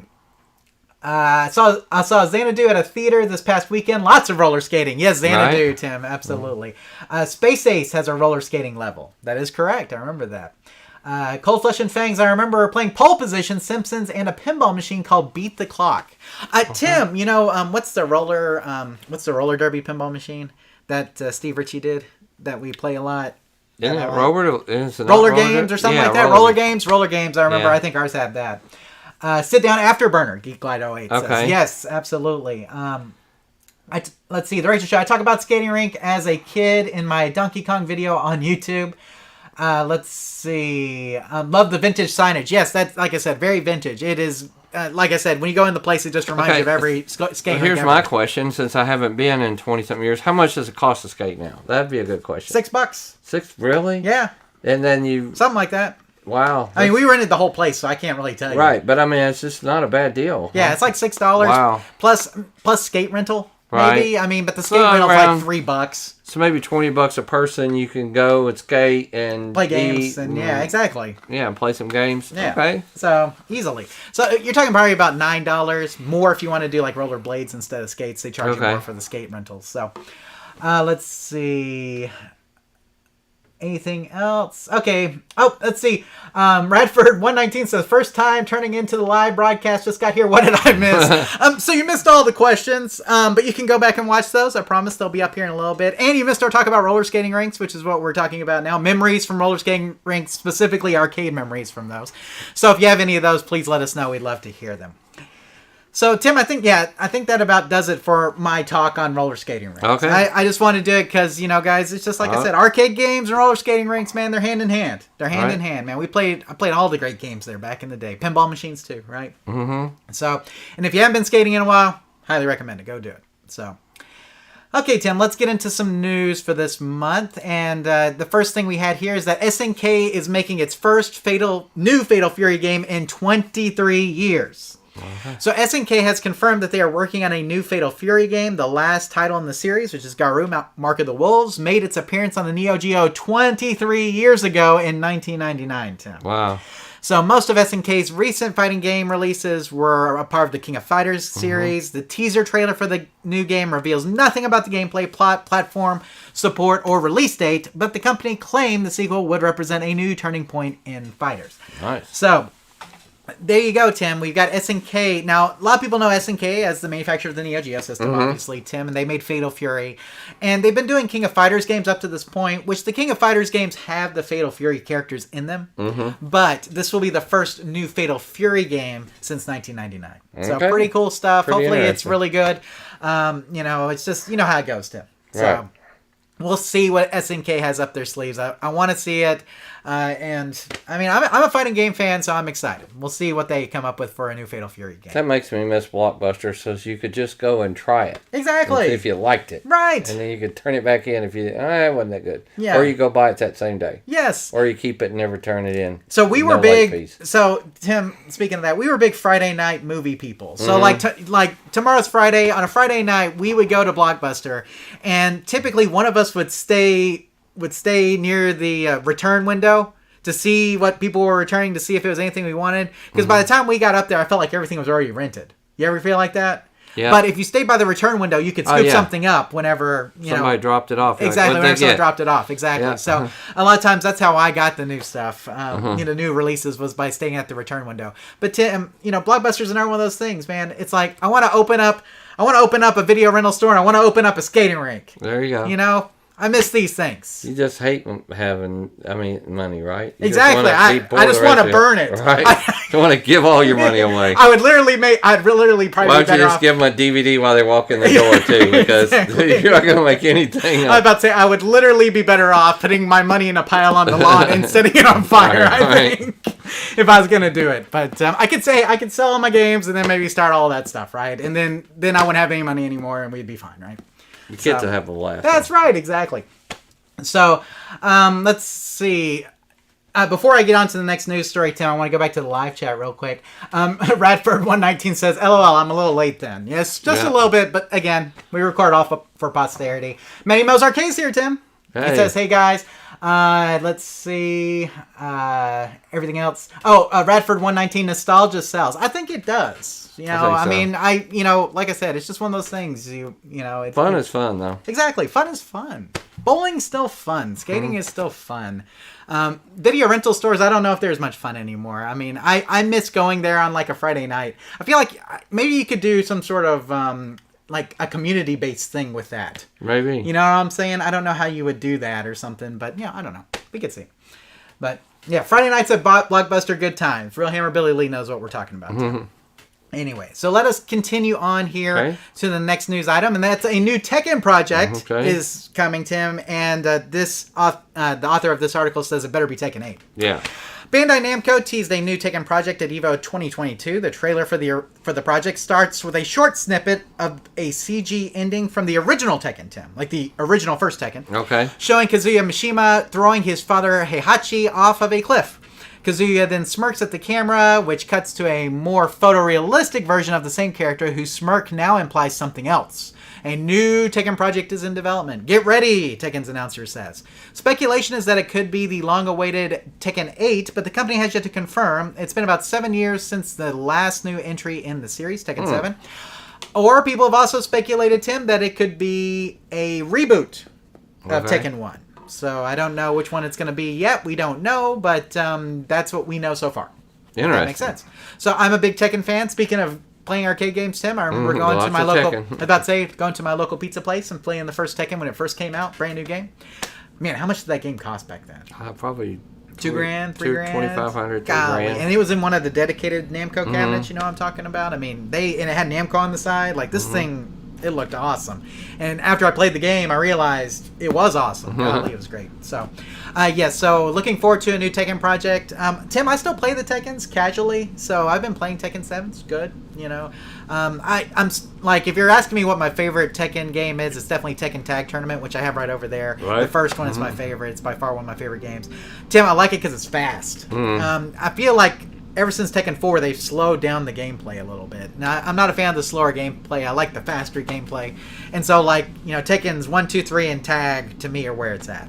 So, but I'll play Tekken 8 or whatever this is because I'm a Tekken fan. I like it because I'm horrible. If I just keep pushing enough buttons, though, I'll come up with some awesome move and everybody thinks I'm good. That's the thing about Tekken, is that it actually does support button mashing to a certain extent, but if you're playing a good player, you can't get away with it, you know? But I like games that somebody can walk up to and be somewhat successful. There you go. Now, I will say that the rubber banding in the Tekken AI is the worst ever. It cheats you horribly, like if you're playing against the computer, Tim, and it's set properly, but other than that, it's a fun game. So, and it's fun to play against people, for sure. So...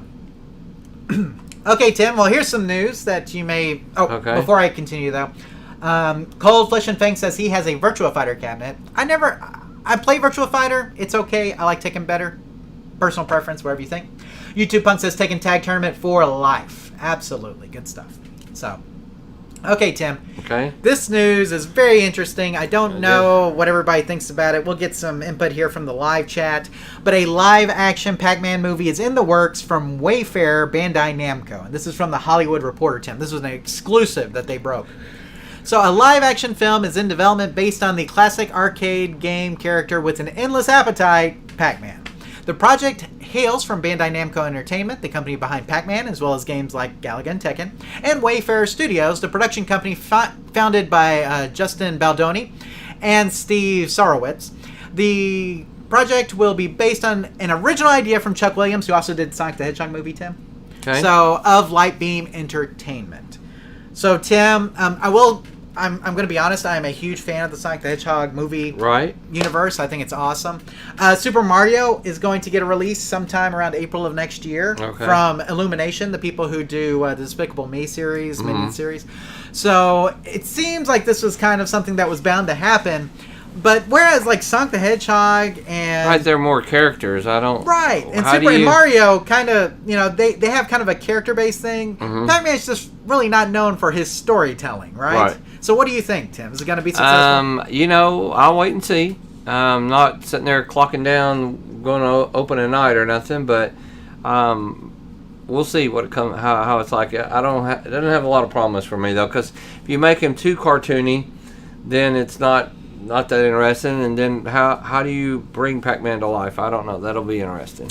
We'll see. Maybe they'll be able to make a coherent storyline out of it, Tim. I don't know. We'll find out. So I'm curious. So anyway, let us know what you guys think if you're in the live chat. We'd love to hear what you're doing. Let's see. YouTube Punk says it could be a live action Pac-Man starring Christian Bale. Okay. So there you go. Let's see. Well, that'd be great if they make movies about old stuff, by the way. Yes, there you go. And that's from SQ Tierhog, Tim. Let's see. Now, Matty Mo's Arcade, I know he's here in the live chat as well, Tim, and I know he's helping our friend Steven open a new retro arcade that they're doing in Arkansas. So hopefully that's going really well. And he's got some updates here saying he says there's a few Tekken cabs, lots of Mortal Kombat and Killer Instinct. Let's see. Oh, October 1st is the target open date. Well, we wish you guys the best. We hope that you guys can get everything up and running by then. And we wish all the arcades success, right, Tim? For sure. Every retro arcade out there, every arcade period, we wish you guys the best of success. Because, being in business doing anything is difficult. But being in business doing arcades just seems a little bit more difficult. And so if you can do it, we hope that you get a good audience of people, that a good dedicated fan base is really what you need. If you can get that, I think you can be successful. So let me know when y'all get there, shoot some video or whatever. We'd be glad to show it on the show, so that we can help you promote it too. And absolutely. Give some people traveling or whatever a chance to come through there to look out for you guys, plus the local people. Absolutely, sounds good, Tim. Now, Danny earlier talked about this, that he may buy his first arcade one-up because they did announce NFL Blitz, Tim. So let's talk about that for a second. NFL Blitz comes back without the late hits in arcade form. This is from Polygon, Tim. Arcade 1-Up has announced their NFL Blitz Legends cabinet. The cabinet will feature all 3 Blitz arcade games, of 49-way joysticks, Tim, and online play. The price is $599.99. The games have been modified to remove the late hits and some of the tackles in order to comply with the NFL license agreement. Tim, they were not going to let them put out this game unless they did that. Right. I mean, that is something that's the reason why we haven't seen a re-release of these games, is because the NFL, has really cracked down, obviously, on the late hits and and all of that in the wake of all this evidence about CTE and stuff, Tim, right? And so they basically said the only way you're going to release it is if you make these modifications. And so Arcade 1-Up did what they had to do to make it happen. I don't blame them for that. People I think are getting upset at Arcade 1-Up about this. I'm like, it's not Arcade 1-Up's call. This is the only way the game was going to be made, because the NFL license wasn't going to happen for them unless they made these. So but the CTO Davin Suffer says we've kept it a lot of fun. It's still really addictive, fun game. So I mean, I think, Tim, if you take that stuff out, I don't really know that it changes the game too much. Right. Because, I mean, the core of the gameplay is really what makes the game fun. I do like the late hits, and I definitely take advantage of those late hits. Okay, and I have an NFL Blitz 2000 Gold Edition over here that is one of my favorite games. But if you ask me if you took it out of the game, would I notice? I mean, I would notice, but would I think the game was any less fun? Probably not. Yeah. So I think the game is still pretty fun. So YouTube Punk says, that's wild, no late hits in an arcade game. Real Hammer Billy Lee, that's most of the fun of playing Blitz. Most of the fun of playing Blitz is playing with your buddy and throwing that bomb down the field and scoring on them and then putting it in their face. Like I do to Tim all the time. That's a different thing. But then I come back and late hit you for doing it. Exactly. At least it's got when you burn me on a long touchdown, then I can turn around and hit you a few times just to let you know you got me this time. But right now, one of the main points here is this is the first Arcade 1-Up game, Tim, with 49-way joysticks. Right. Okay, and then Jason Steverson says Sinistar needs a 49-way joystick. Yes. Correct. So technically, they could do Sinistar now if they did it with that. So. Razor Show says they took tackles out too and took out audio bytes, not just the late hits. That is true. Some of the audio bytes, Tim, they took out as well. Okay. Some of the speech things. Like I said, this should be an arcade debate. I don't know about that because we could have talked about it. Is it really the same without the late hits and stuff? I haven't played it. We'll let you know. Yeah, I think maybe we'll save it for when we actually play it. Right. Hopefully we'll get a chance to play one at some point. We love to play Blitz. Yeah, it's one of our favorite Blitz games. Blitz is awesome. It's so much fun. So, but like I said, I don't know if I would notice. I don't know if you didn't tell me. Like if you gave the game to a kid who had never played the first one and said play this, they're either gonna think it's fun or it's not. Right. We'll see. So. It's basically a version 2. That is true because they updated the code in this, Tim. They didn't just do the ROM like they did for a lot of the other games that they've released. This is they updated code and they talked to some of the programmers who originally programmed Blitz, Tim. This is a big undertaking for them. So, Real Hammer Billy Lee says yes, still fun to play, but I always love the late hits. I do them every time I play Blitz. Me too. Me too. So, we'll see. I think it'll still sell a ton. I don't think anybody's gonna care. I could be wrong. So. Now, Tim, this last bit of news I threw in here just kind of at the last second, I guess you could say, but Mark has been keeping us updated on all of the Stern news. Right. Now, everybody's been expecting Stern to announce their next game like now or like sometime very soon, but it seems like they're holding off, Tim, and we don't know exactly why, but we do know 2 of the games that we think may be released very soon. And so, Stern Pinball Rumors, Tim, we have Venom and James Bond coming soon. Maybe. So, and Nap Arcade had an article on this too, and I put that here. But rumors are swirling about the next Stern Pinball release. Rumors include a James Bond pinball machine based on the movie Thunderball. Don't know if there's any truth to this. And a Venom pinball machine with music and callouts possibly by Ozzy Osbourne and artwork by Zombie Yeti. Not sure if Venom will be based on the comic book or the recent Sony Pictures movie franchise. Stay tuned for updates. So we don't know a whole lot. These are just guesses. Rumors at the best. Maybe totally wrong, Tim. Maybe. But just to throw that out there, and I want to get the input from the live chat, is there one of these that you would gravitate more towards? So, Tim, if I gave you the option of buying a James Bond Thunderball pinball machine or a Venom pinball machine, which one would you be more likely to put money in? If they were sitting next to each other. Yeah, I would have to me, it'd still be about gameplay, but maybe Venom? Maybe Venom? Yeah, okay. Maybe. Yeah, I don't know. I think James Bond still has a lot of fans. And if you did they said Thunderball, but if you did an overall James Bond theme, I think it'd be really cool, kind of with all the movies and all the James Bonds. I think that'd be kind of neat, but I don't know. What if it had like 7-ball multi-ball? That would be cool. Yeah. Oh, like Apollo 13. Yeah. Yeah, exactly. Something like that. That would be cool. I agree. So a lot of it to me would still depend on play. Absolutely, and but theme means a lot to me, Tim. So I'm more likely to gravitate towards a machine that's gonna, that has a good theme, a theme that I like. Okay. So. Okay, let's see what we have here. Real Hammer Billy Lee, Venom would be awesome. I'm a huge comic book fan. Would be awesome with Ozzy as well. Maddie Mouse Arcade says meh. Peter says sound like no more imagination pins. Yeah, it's really they've been sticking to licenses. They really have. That's kind of their MO. That's what they just do. Yeah, exactly. Especially Stern now. I mean, what was the last one we got that was Black Knight was kind of unlicensed, but I think it was still licensed because they had to license it from the Williams license. So, let's see. Jason says 1965 Bond movie. Does that even draw new customers? It's not. I don't know if it's about drawing new customers as it is about keeping the current customers that you have happy with the themes that they like. Mm-hmm. Right. So we get a lot of car themes too, right? Corvette, Mustang, stuff like that. So, okay. Whatever you guys think, let us know. Well, Tim, that brings us to the end of the show. But before we move on, I do want to remind everybody that if you'd like to win this nice Monopoly Arcade Edition prize that you guys can send email to contest@arcaderepairtips.com and put Pac-Man in the subject line, and you'll be entered to win this in our contest. So again, send an email to contest@arcaderepairtips.com and put Pac-Man in the subject line. Send us your shipping address too, so we know where to send this if you do win it.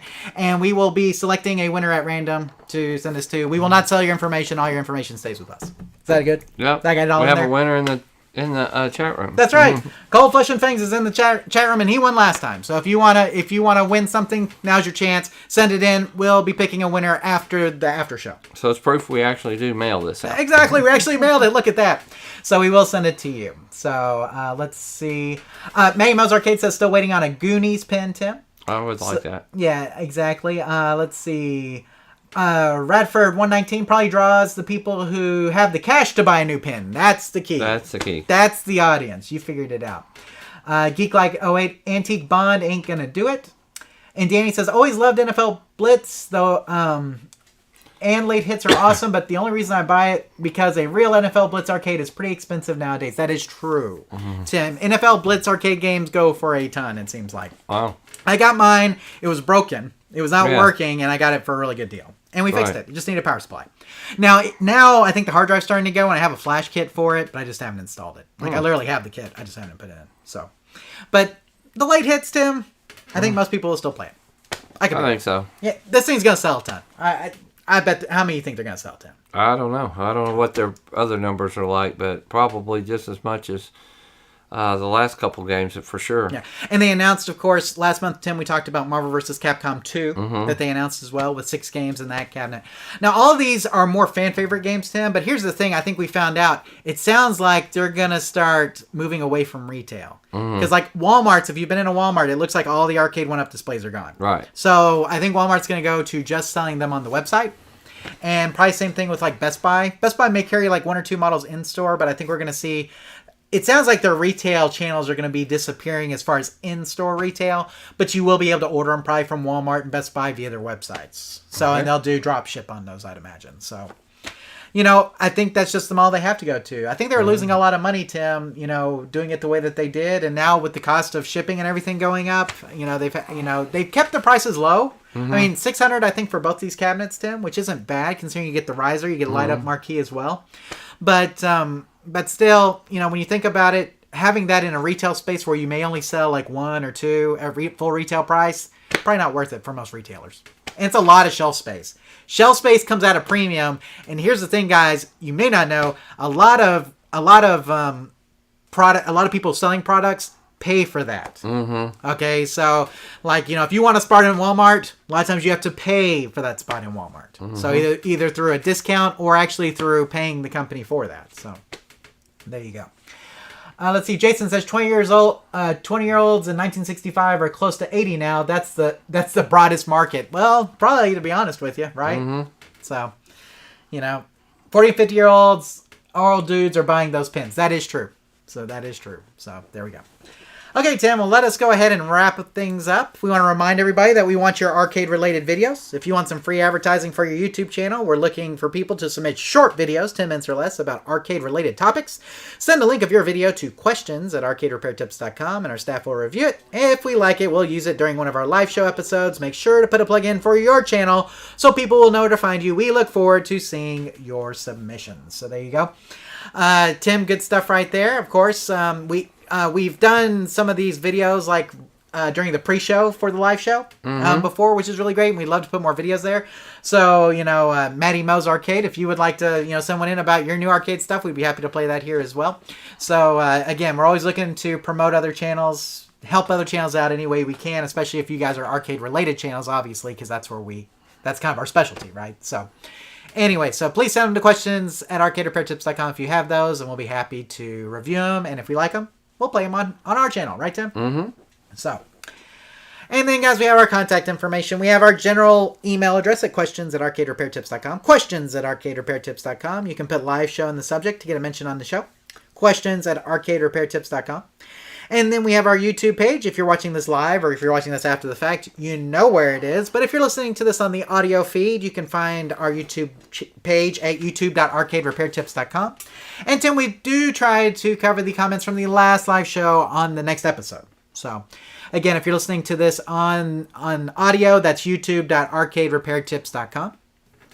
And then we have our podcast feed that features our live shows, our interviews podcast, our question and answer podcast, etc.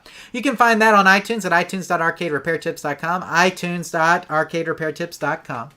We also have a Spotify page at spotify.arcaderepairtips.com and a Stitcher page at stitcher.arcaderepairtips.com, as well as wherever fine podcasts are aggregated. Now, this is a good time to remind those of you listening to this on the audio feed that we do not put the after show up on the podcast feed. So if you want to check that out, you will need to go and find this episode of the live show on the YouTube page in order to hear that audio.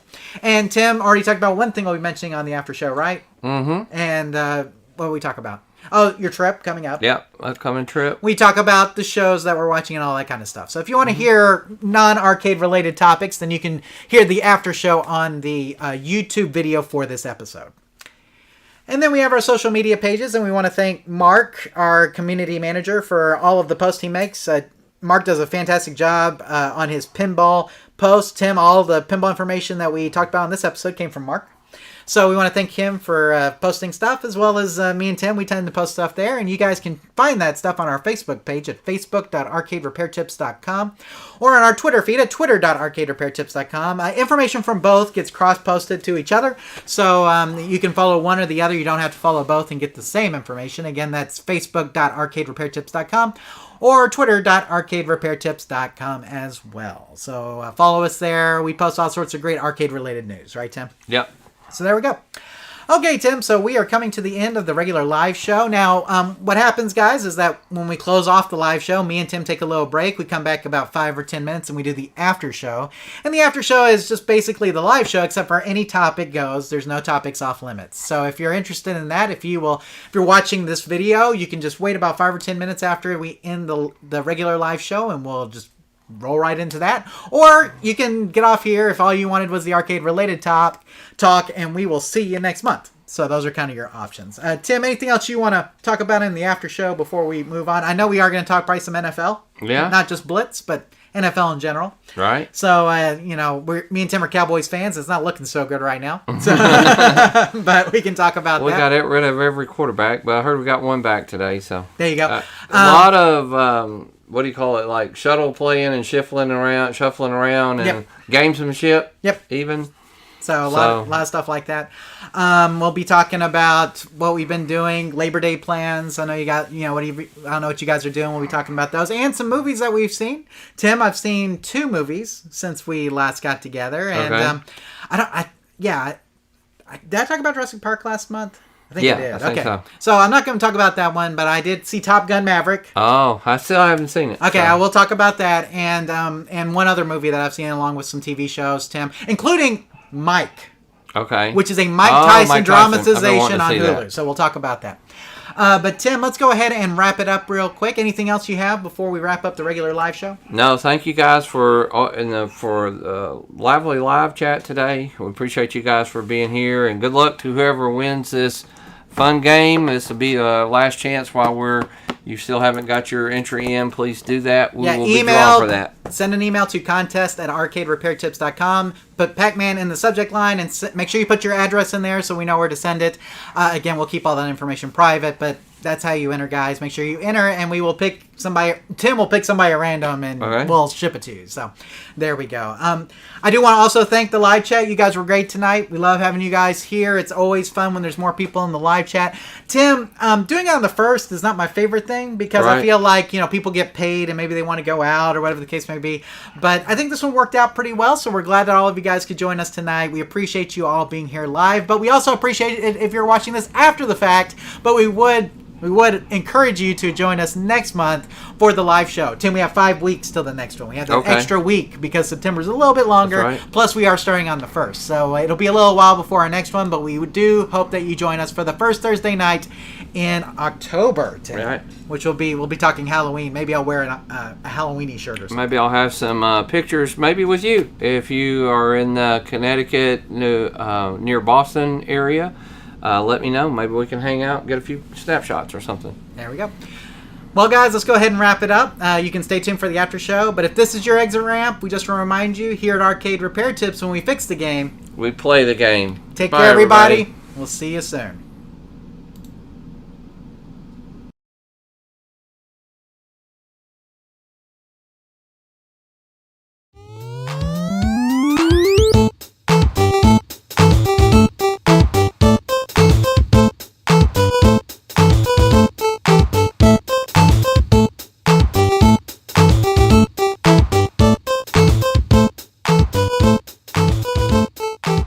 Thank you for watching this episode of the Arcade Repair Tips live show.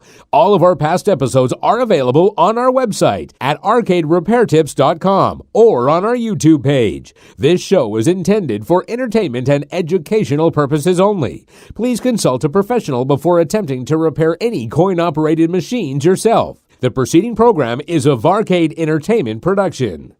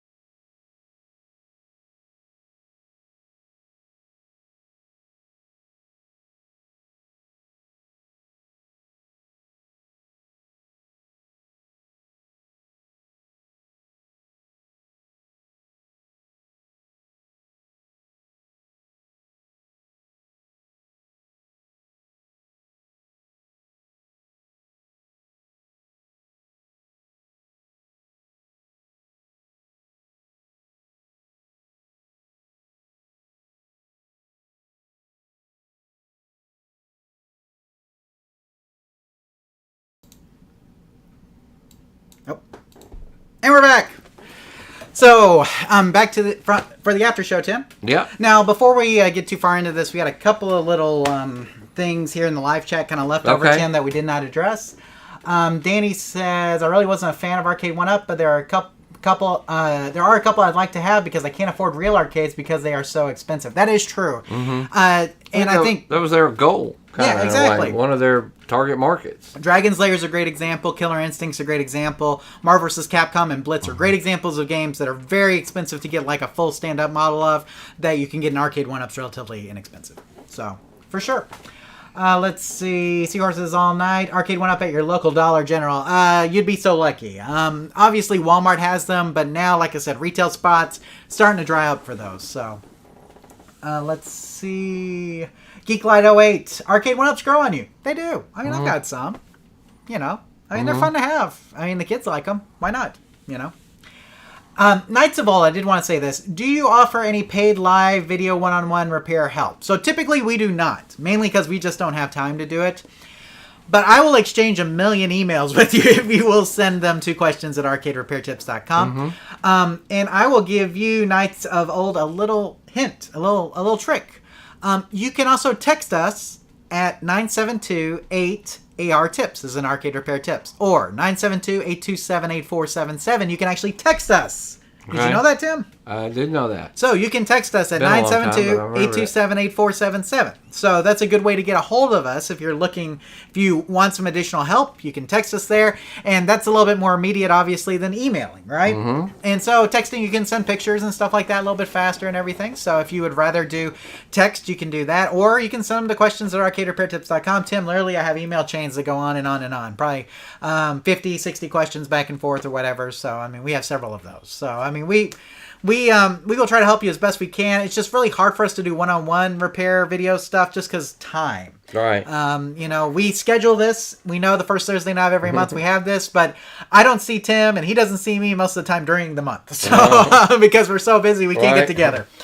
But we can try to help you in any other way that we can. So if you have, like I said, if you want to text us or if you want to send us an email, questions@arcaderepairtips.com, you can do that. Now, Tim, something I forgot to mention in the regular show is that you got to meet up with one of our good arcade buddies over last month and had lunch with him. Yeah. So, well, we talked about it in the last show. Did we talk about it in the live show? Oh, we're talking about the last show. Yeah. Right. Oh, did we? I thought it was this month. It was last month. See, yeah, but you had lunch with Stan recently. Oh, no, I thought you were talking. My mind just went totally blank. Yeah, Paul? Yeah, Paul. No, Stan. Stan, yes, I did get to meet up with Stan. We haven't talked about that. Okay, that's what I was thinking. Man, you got me questioning myself. Hey, my memory isn't what it used to be. I know okay. that. So. Well, I couldn't even remember Paul's name offhand, but thank you. Sorry, Paul. But yeah, I did get to meet up with Stan, and he moved back to East Texas, so we look forward to getting together again. And he's got his arcade game room that he's working on down there. So I heard that his arcade room is bigger than his house. Yeah, he bought a cabin, right, and is remodeling it right now. But yeah, was more of a storage shed out there where he's putting his games in. Yeah, it's bigger than the house. So and I told him 4 square feet. I told them I only have 3 words for that: living the dream. Right, priorities. Right. That's right. Exactly. I think we all want a bigger arcade than house. Or a wife that would let you do that. Exactly. So. But yeah, maybe that's the idea. We'll scale down. You know, everybody's going to tiny homes and stuff. We'll scale down our living and get a bigger arcade. That's right, exactly. That sounds like a good plan. But no, he's doing good. I talked to him on a regular. His birthday was August 1st, and so I usually call him on his birthday. Mm-hmm. But I talked to him, but you actually got to see him in person, I have not seen him in a while. So you guys had lunch, and it was good, it sounds like. Yeah, and I thought I was going to be close by there today, but I went to Crockett, which is kind of went south, and wasn't really close enough to meet up for lunch or had the time today. But hopefully I'll be in that area soon, and we can have lunch again. And I'm looking forward to it. Sounds good. So, with all that out of the way, obviously, Tim, we finished up August. How'd your August go? I know we've got back to school. So, your wife's a teacher? Yes. So, that big push. Also, new school, where your daughter goes to school. She went to private school after retiring from public school teaching 29 years. Yeah. So actually, I've seen Tim's wife more recently than I've seen Tim. Right. Up to the day. So I'd actually seen your wife more recently. So. And no, I did not marry a 10-year-old. My wife has been teaching 29 years. I think my wife looks really young for her age. We are the same age. But I think when people see us out, they think it's my daughter or something. But anyway, so a lot of that was getting ready for school and helping her move stuff and, hang up stuff and all that kind of good stuff. So pretty busy month for us. And at work, I've just been really, really busy. I haven't been on any trips or anything lately because my area has been saturated with work and things that I need to do and catch up on. It's always good, though. The opposite would be horrible, to not have enough work. I've got plenty of it to do, so making some extra money and been able to pay off some stuff and maybe, looking forward to working in my own game room a little bit. So I am taking a trip. I think I'm going to get my calendar. I want to say I'm leaving September the 18th. So basically 3 weeks. And I will be flying into Boston and then driving up. Those of you know that area, Epping, Seabrook, up Denver, up in those areas. I'll be working. So it kind of just goes up the coast there, John. So some of them are in Massachusetts and some in New Hampshire. So area that I've never been in before. I've been close to there, but I've never been in New Hampshire. Is one of the states that's on my list to do, and it's so close to Maine, I may just sneak over the border. There you go. Just to say I've been there. It's hard to, and the pictures I see just look beautiful. Be a good chance to go and cool off a little bit. So if you're in that area or some good arcades, barcades or something to go to. Normally I work during the day, but at night I like to go out and eat and find something to play and to do, or to meet up with some friends of the show. So by all means, if you're in that area, I would say Boston, up through Maine. I'll be working all up in that area. So please contact us and let us know. We'd love to hang out. But if not, I'll get some good pictures and we'll show them on the live show next time. Sounds good.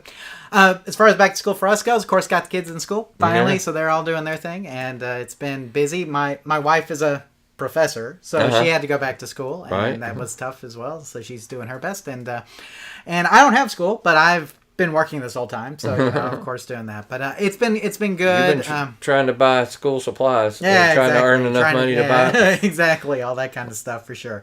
So it's good, but it gets busy this time of year, Tim, for sure, for us. And so, but eventually we kind of normalize. Mm-hmm. We're just not there yet. So I think here in the next couple of weeks that'll happen.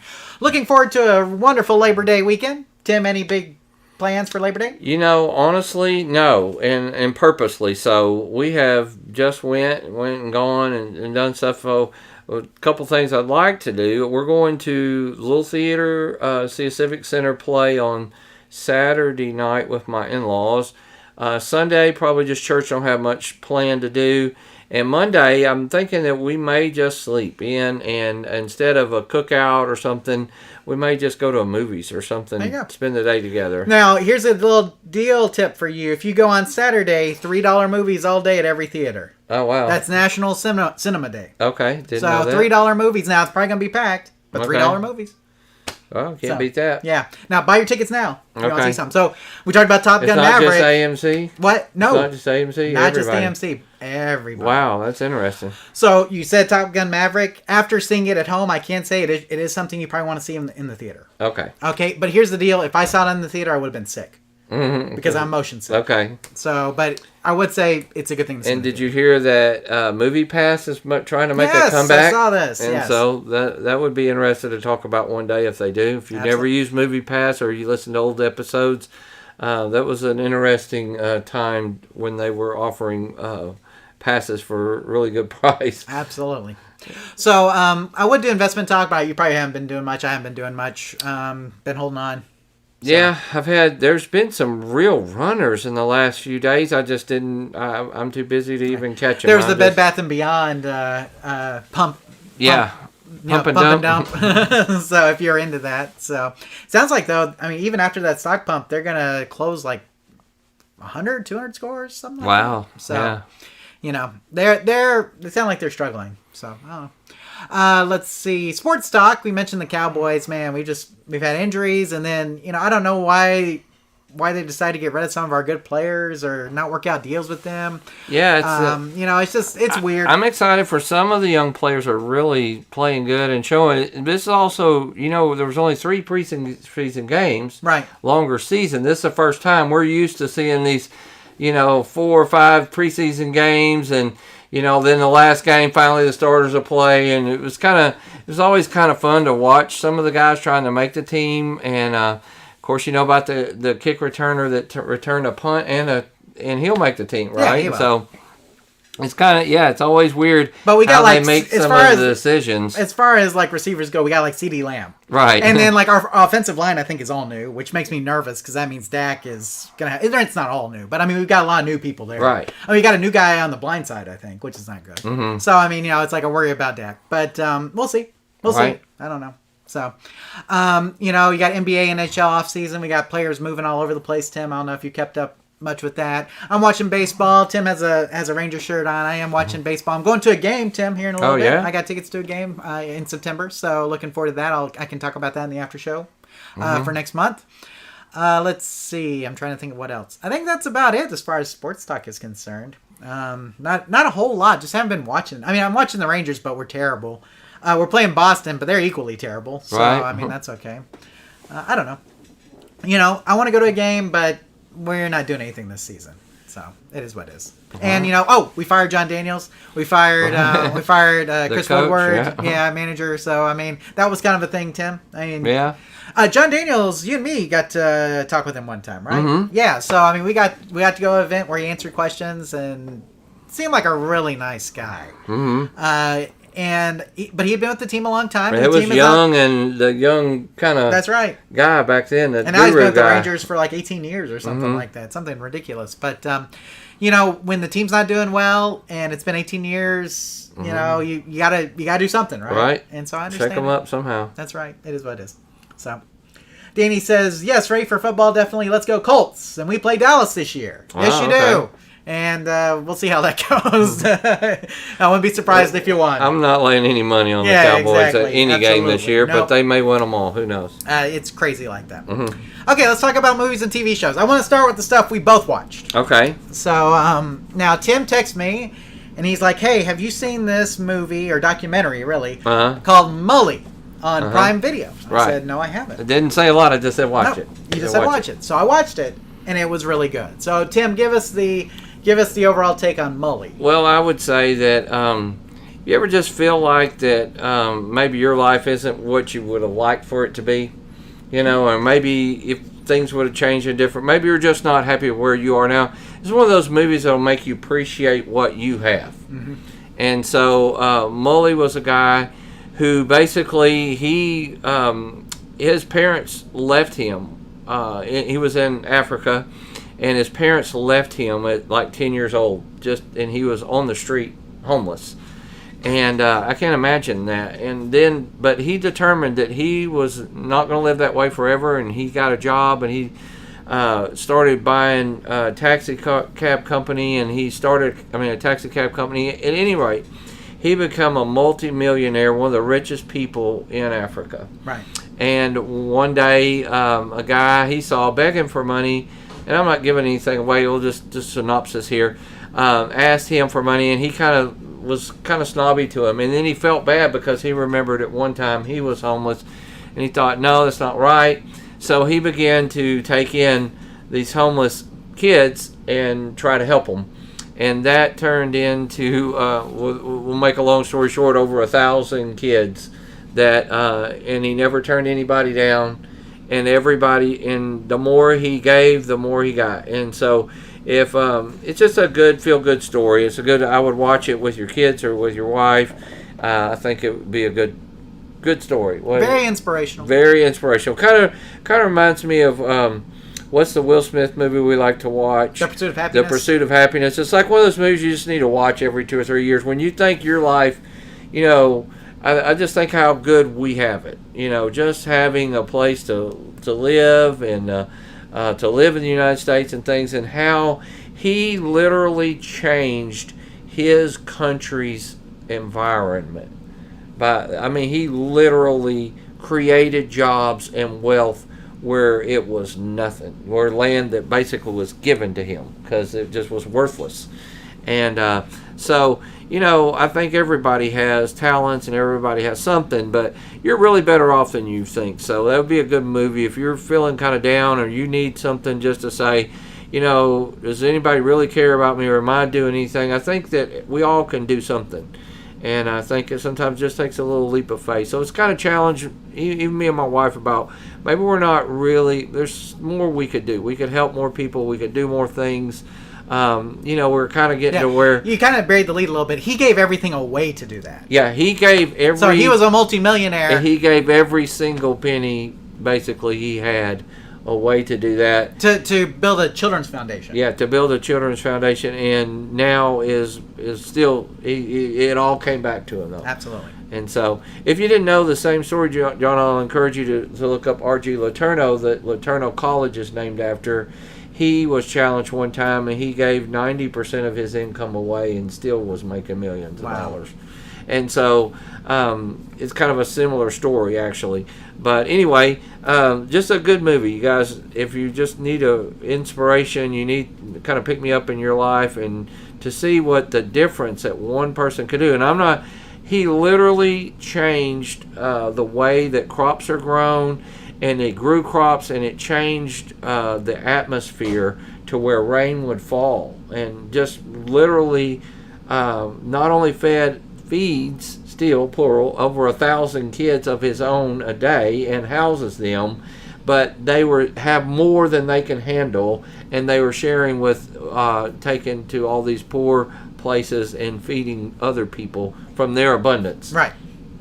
Feeding 1,000 people. So it really is an inspirational story. Highly recommend it. If you have Prime Video, if you have Amazon Prime, then you can see it for free. It's on there. So highly recommend you check it out. Mully, M-U-L-L-Y, and check it out. It's great. Yeah, and if you're just looking for, even today, there's Mully's children's homes. They're all over the United States now, based on him. There's one in Dallas. I know they're all over the place. It's a good charity if you're ever looking for somewhere to give some extra, to give some money. Absolutely. YouTube Punk says, reminds me of the owner of the gallery in Houston. I think it's Houston. Guy always opens up his furniture store when gallery furniture is what I was thinking of. He makes the big there's a natural Super disaster. Bowl bets and stuff. Exactly. Feeds everyone, gives them mattresses and furniture. People like the restore my faith in humanity. Yes. Mully is what you want to check out, though. Yes. So very. This is on a totally different level, though. Like Mattress Mac, who's the guy who does that. He gives away a lot and he does a lot. This is like, I'm going from rich to dirt poor. Yeah, like this guy would go every day, and every single child, imagine you've seen the pictures of Africa and stuff that he saw was homeless. He would pick them up, and the next day he would pick up somebody else, and he kept bringing them home till they couldn't even house them all. His wife just kept saying, okay, and he'd say, how can I turn that one down and keep this one? He still today literally has wiped out children homelessness in that area of his country. Absolutely. So anyway, great show. I was glad to run across that. I found out about it from the founder of Brookhill. Right, which is he recommended to watch it. Yeah. So that's the school that his daughter goes to, and my wife teaches that. So, Mully. The next thing we watched, Jonathan, was another good documentary. And you recommended this. I'd already started watching it when you told me you were watching it. Okay. But that is The Girlfriend Who Didn't Exist on Netflix. Yes. So this has to do with Manti Te'o. Yes. For those of you guys who remember the story, he was a football player out of Notre Dame, and he got, there's this big thing about his senior year, his grandma and his girlfriend dying like within days of each other, and then there's this big scandal about whether his girlfriend was real or not, or whether he made her up or whatever. Well, this really tells the whole story, Tim, which I did not know the whole story. And so, and I had heard that maybe he was catfished, but this kind of goes into it. Guys, he was definitely catfished. Yes, he was. That's what it comes down to. It will make you feel so sorry for that guy. Absolutely. And he never recovered. No. He never really... he might have today. People think he was in on it? No. I don't get that at all. No. He was basically catfish, Yeah. Before the term catfish came out, yes, that's what happened to him. He was sincere.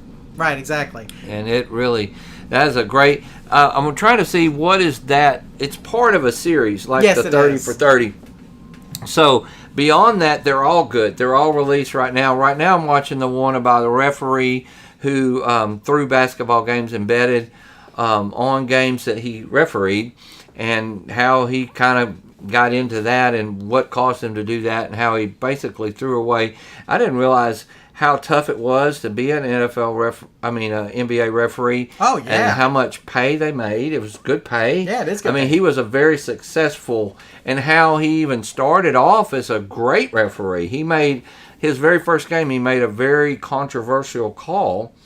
And I mean, they booed him, throw stuff, and even the head referee guy says, "We're going to look at the tape. You may have just refed your last game." When they went and looked at it, they go, "Gosh, the call was right. He was right." On ESPN, they're like, "This was a good call. Quit bashing this guy." Right. So he was an excellent referee, but how he got into point shaving and stuff like that. There was also. Let's see, what else is there? But before you go on, Danny Okay. says, I'll have to check it out, and if the world had more people like that and would help more people like that, the world would be so much better. Though. Yeah. And it's exactly right. I mean, here's the thing.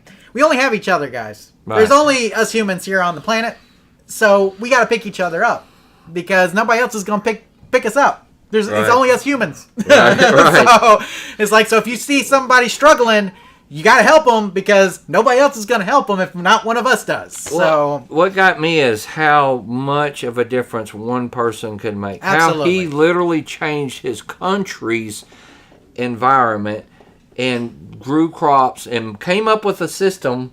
This guy didn't have a college degree, nothing. He came up with a watering system and catching water and doing all this stuff. hydroponics. Yes, and he amazing. did all of this, and now it's like a beautiful, it looks like Greenland or something Yeah. over there. It's just awesome.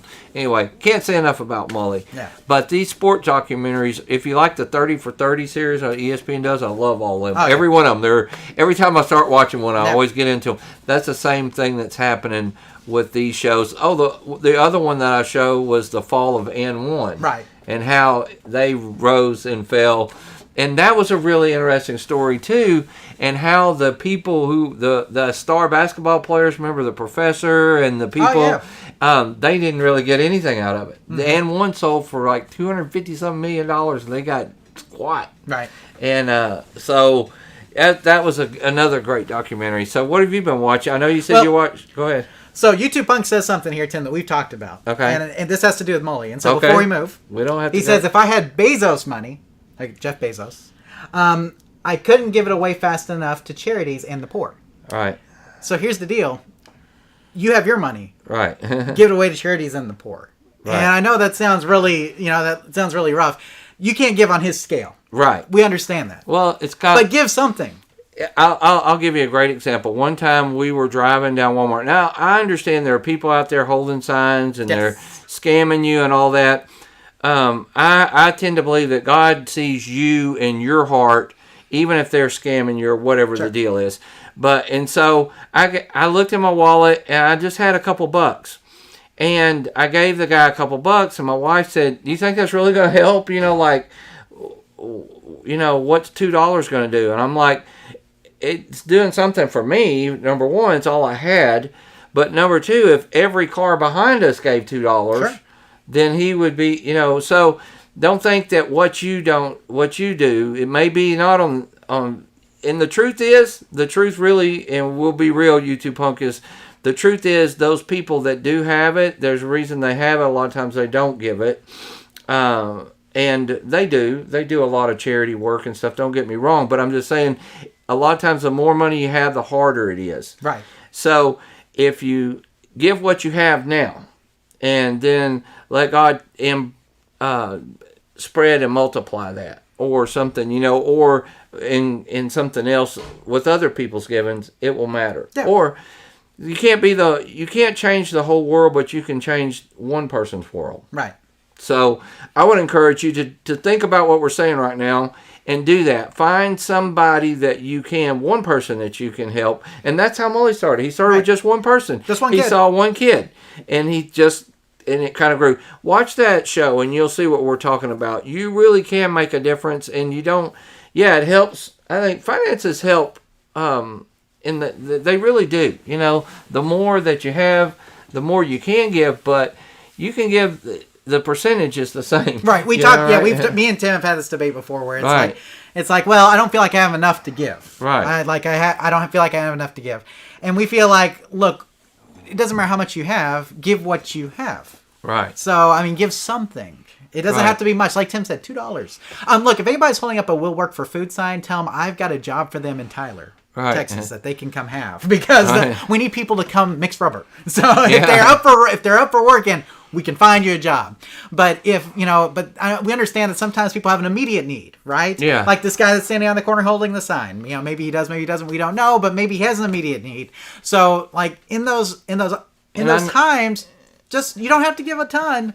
But you may think about it, or give just a little to an organization. Like, you know, we talk about a lot. We've talked about this in the past with disasters, right? Like when a disaster happens, we talked about Harvey, Tim, and me and Tim, we may not have given a lot, but we gave to those charities. You know what I'm saying? You know, I usually give my charitable giving at the end of the year to like all of the organizations that me and my wife like. You know, that's like our end of year thing that we do, and so we give to organizations that we know are going to put it to good use. You know, Jeff Bezos's wife gives a ton of money to the food bank here, right? Just to give you an idea. So some Bezos money does go there, right? Right.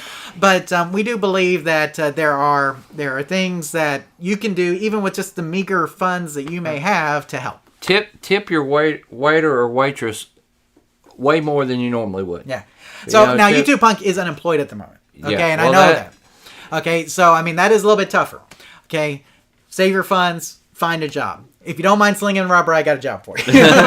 but you know, there are things though. Even it doesn't matter how much you make if you're making money. It doesn't have. You know, you can give out of what you make, however much it is. Right. It doesn't have to be a lot. Find the oldest person in your neighborhood and go mow their lawn. Right.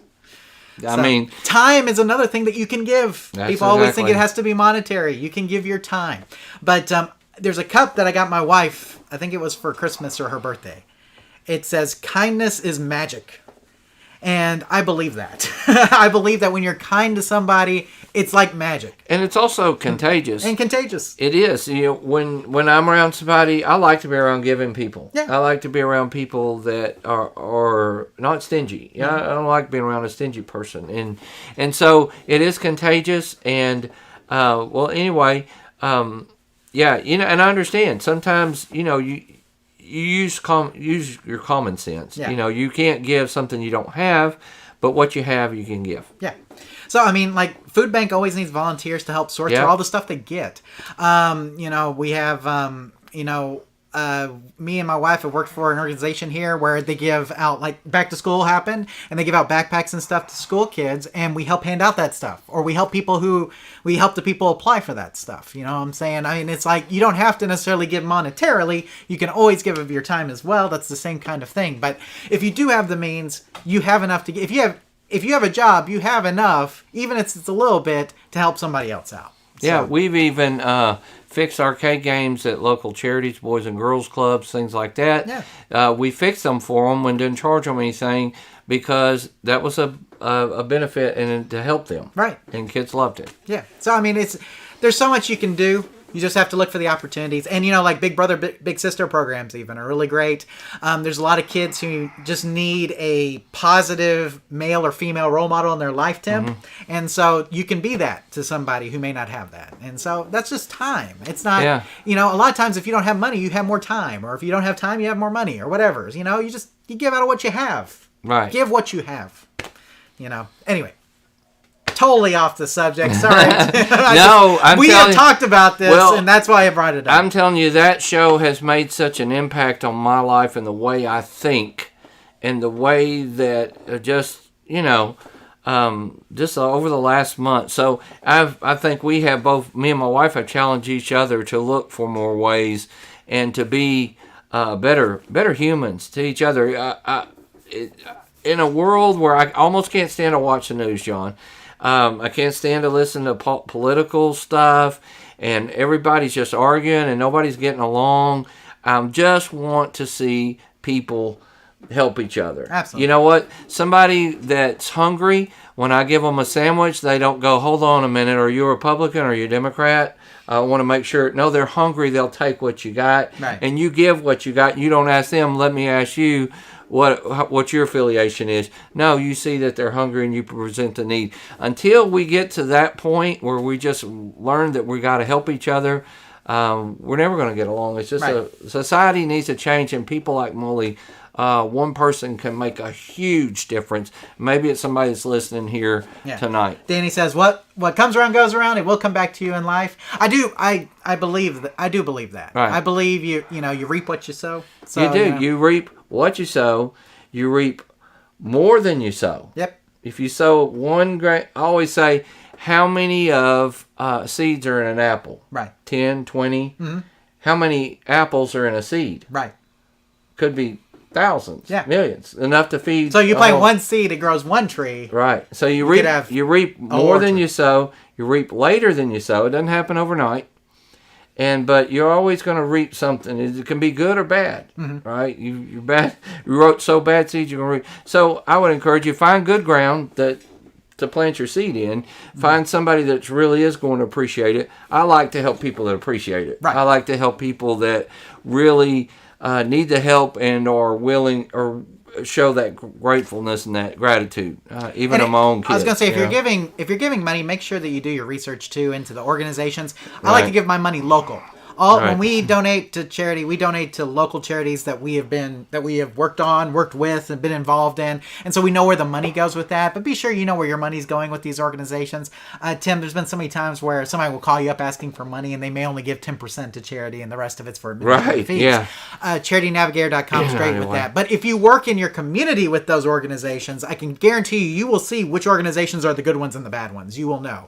And so, like here, I know what the good organizations are. We know what the ones are that don't do as much. We give to the ones that we are involved with. So. Right. Well, guys, if you've watched us long enough, you know our hearts, and you know that one reason why we did Arcade Repair Tips was to help people fix games, to help them. And so we do what we do, but we want to encourage you to do something. So that's my challenge to everybody tonight. What's something that you can do? I want everybody to challenge your own self. What's something I can do? Maybe it's monetary, maybe it's time. I don't know what it is. Maybe it's something creative that, I wouldn't normally think of. Yeah, or maybe it's going to a nonprofit organization saying, how can I be a help? Yeah. I mean, it could be just that simple. Maybe they just want you to mail out letters to people, like literally just saying, give us money. I mean, maybe that's all you do. But I mean, that's something, because I mean, if one of those comes back, then they make a little bit. But there's so many great organizations out there. Tim, I didn't tell you this, but the lady who runs PATH, which is People Attempting to Help, was my 5th grade history teacher. Wow. I trust her so much. Right. And she is one of the most awesome people you will ever meet. And I can tell you, if you give money to that organization, it will be put to good use. Right. I can guarantee you. Right. And so, it's like you will find organizations like that. Put your time and your money in those organizations. You won't regret it. If you love, even if you love games, show up your local barcade and bring some Windex and a towel and say, I want to clean all the games. That's right. Or something, Instead of complaining about the guy never cleans his pinball games or he never does something. Joystick's broken. Yeah. How about going and helping change that environment? Absolutely. And then maybe they will, maybe they'll make more money and offer and buy more games or whatever. Yeah. Okay. There it goes. Okay, are we done? We'll get off our stuff. Well, it's hard. Soapbox. It's hard once to get on that topic to talk about anything else, because everything else, sports, movies, and stuff, none of that really matters. Right. I mean, it's fun and we enjoy it, but what matters is helping people. Absolutely. So we talked about The Girlfriend Who Didn't Exist, Manti Te'o's story. You should watch it, and all of the ones in that series on Netflix. All of them. They're all good. Okay, what else did you watch? We watched Ultimatum. Have you heard of this? It's a dating show. Of course, I watched this with my wife, where 2 people, one of them really wants to get married, and the other one hasn't quite committed, and they just, for whatever reason, they haven't got married yet. They go on a show called Ultimatum. They give them the ultimatum. Look, at the end of the show, either we get married or we separate. Sounds horrible. It's a horrible show. And have you seen Baggage with Jerry Springer? Oh gosh, no. No, so it's like simpler you have like these that. 3 people. Like it's kind of like the dating Oh, game, yeah, but like yeah. all 3 of them have baggage, Yeah, and you like gotta you figure find out- out a little bit more about their baggage as they go on. That's a horrible show too, but I still watch it. Right? Right. Like, Well, what they stuff do like is they purposely match them with other people, and they date these other people for 3 weeks to say maybe the reason you're not committing is because he's not really the one for you. We're going to put you with somebody that we think you might actually have common interest, and at the end of 3 weeks, you can you can go back. Then they go back for a week with this person. Then do they marry them, or do they take the new person that they actually might have more of a connection with, or do they just say, I need to be single? There you go. It's kind of a fun show. I like Nick Lachey. Yeah, there you go. So Nick Lachey, yeah, as I like to call him. Yeah, it's one of his shows. Love is Blind, same series Right, of stuff. gotcha. Okay, anything else? That's been about it, because those have been some long episodes. Okay, so I mentioned Top Gun Maverick. Okay. It's out on demand. Right. And you definitely should not watch it at home if you can help it. Okay. You should It's go a to the movie, movie theater. yeah. Here's the deal, though. If I went to the movie theater, I would have been sick because I get motion sickness, and I that got dizzy spinning just and from stuff. watching it at home. Wow. So I couldn't imagine if I was just sitting in front of a movie screen for 2 hours that I would handle that well. So I'm glad I watched it at home, but if you don't get motion sick like I do, you should watch it in the movie theater. It is a movie theater experience. And here's the thing, Tim. You want to know what it is? What? It's literally Top Gun just done over again. Right. And it works. Okay, and Okay, it worked? literally, it is the same movie, people. Okay. Do they play Danger Zone? Yes, they do. Okay. See, I wasn't going to watch it unless they play Danger Zone. They play Danger No, Zone. I heard, did you hear that? It was actually Tom Cruise. I'll tell you a funny story. He had never met Kenny Loggins. Out of all these Well, years, that makes had sense. never I mean, met who him. does- Yeah. I mean, you know, that makes- But you think charity functions, whatever, never met Kenny Loggins, and he says, I won't do it unless Danger Zone's in it. I want to meet Kenny Loggins. So how cool is that for Tom Cruise to say, I want to meet you? Right. And so they got to meet each other and hang out. But that So was Danger cool. Zone is in the movie. Yeah. It is literally Top Gun done over again. Okay. I mean, so did you like Top Gun? Oh, sure. You will like Top Gun. right. I mean, it is Who the wouldn't? same movie. Now, it's got some twists, right? It's got some twists in there. But it's the same movie, right? Right. Same movie. Okay. So I loved it. It was good. But it's the same movie. I like the first one. It's like if I watched the first one, the second one, I don't know if I could tell them apart except for you know, the actors have gotten older a little bit. You know, some of the actors have gotten older. Now, I know you've got some other stuff coming up, but I'm dying to hear how is Mike been, because I really want to watch Okay, that. well, hang on a second. I like this right here. Joe says, I want to be Tim when I grow up. So there you go, Tim. Don't be Tim when you grow out. That's the problem. Yeah. So, but no, Top Gun Maverick's fantastic. Those people who have watched it know. And there's a reason why people, like, it's closing in all these records. It's because Okay. it's good. Okay, it's good. It's good. You should watch it. So let's talk about, well, I watched another movie first. Okay, I watched Luck on Apple TV Plus, which is a cartoon for the Okay. kids. And it was cute. Nothing to write home about, but you know, you watch it, you'll have a good time with your kids. Message was pretty good. I didn't feel like it was, you know, it's about a girl who has kind of bad luck, and she ends up going to this world of luck where it's this whole world where there's a good luck on top and bad luck on the bottom, and you know, she kind of figures out how luck works. And what she finds out is that it's great to have good luck, but if you don't have bad luck, the thing about bad luck is it makes you adapt. Right. Right? So like if you have bad luck, you have to adapt. Whereas if you have Right. good luck all the time, you don't have to. You just kind of flow through, right? So it's very interesting, good moral, good story.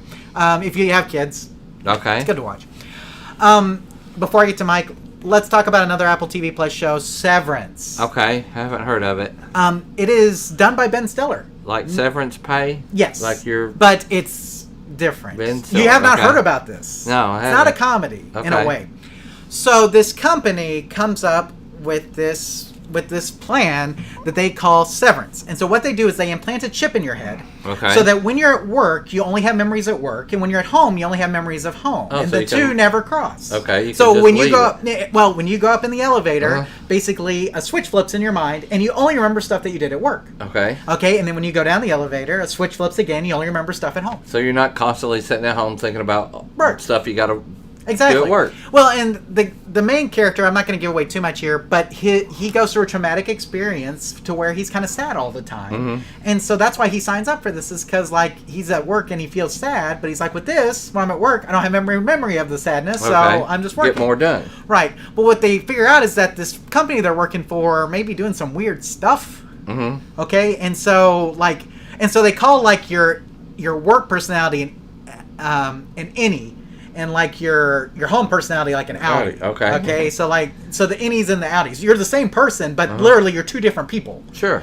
Okay. And so like the innies start trying to figure out like what's going on, and they try to communicate with their outies, and all this kind of stuff. And then it's weird because like the people that you know on the inside are different than the people you know on the outside. Sure. Because you don't know, and they stagger when they release them after work.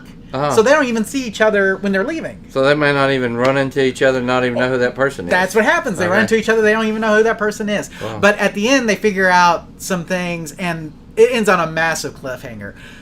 It took me a while to get started. I actually watched the pilot episode, the first episode, like 3 times. Not because I didn't understand it, just because I wasn't sure if I liked it. I was like, is this something I really want to go forward in? So finally got to episode 2, episode 3. Now this has Christopher Walken in it. It's got, like I said, Ben Stiller directs most of the episodes. It's got some actors and actresses you would recognize. Okay, for sure.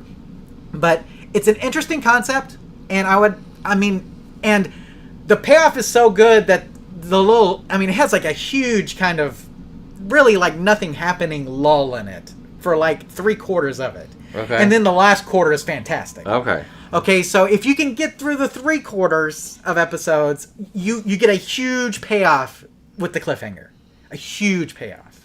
So I would say it's worth it. But you have to be able to get to those 3/4 of episodes. Like, I think it's 10 episodes. So you have to be able to get through like 6 episodes, 7 episodes before you really get it. Alright. So anyway, it is good. And the cliffhanger is good. It's weird. It's quirky. It reminds me of like the first season of Alias. If you watched Alias, where it's like you don't really know what's going on, and then you kind of start figuring out what's going on, But and then it ends, and then it ends. Correct. So and waits for the next season, which I think it's already been renewed. So, good. Let's talk about Mike. So Mike is a dramatization based on the real life of Mike Tyson. It is really good. It is very good. I am 2 episodes in. They released the last 2 episodes yesterday at 11 o'clock p.m. The next 2. And there's only 6. So 3 and 4 just were released. 5 and 6 will be released next week. They're pretty long episodes? Yeah, they're about an hour, a little over an hour. Mike Tyson, you probably figured this out. Golly, he had like a rough childhood. Golly. Man, just the stuff that he talks about. And they do it, he did a stage show for a while. Like where he went up on stage and talked about his life. They do it from like, he's telling this story from up on stage in front of this audience. So that's kind of like it. So it cuts back to him in front of the audience a lot. But he tells a story and it does a dramatization of that. So it does a dramatization of his life, and every so often it'll kind of leap back. And he tells you his inner thoughts. Like, well, I was thinking this, but I said this, right? Or whatever the case may be. But he started fighting when he was like 13. Wow. Like professionally. He had been training up to that point. And nobody believed he was that young because he looked like he was 18. He had been training so hard and he was physically built, right? But man, he had a tough life. Oh man, I don't want to be Mike Tyson. But I tell you what, that man was scary. And on this, they show it, man. I remember. You remember? Yeah, I do. He was a stone cold killer in there. Mike Tyson. That was him. And I remember watching the fights, Tim. I mean, and how he would just knock people out and just be like gone. But if you like boxing, you should definitely watch it. He had a trainer. And in a very Mick Rocky style, except for the fact that, his trainer adopted him because he didn't have anybody. Wow, yeah. And his trainer basically raised him. Wow.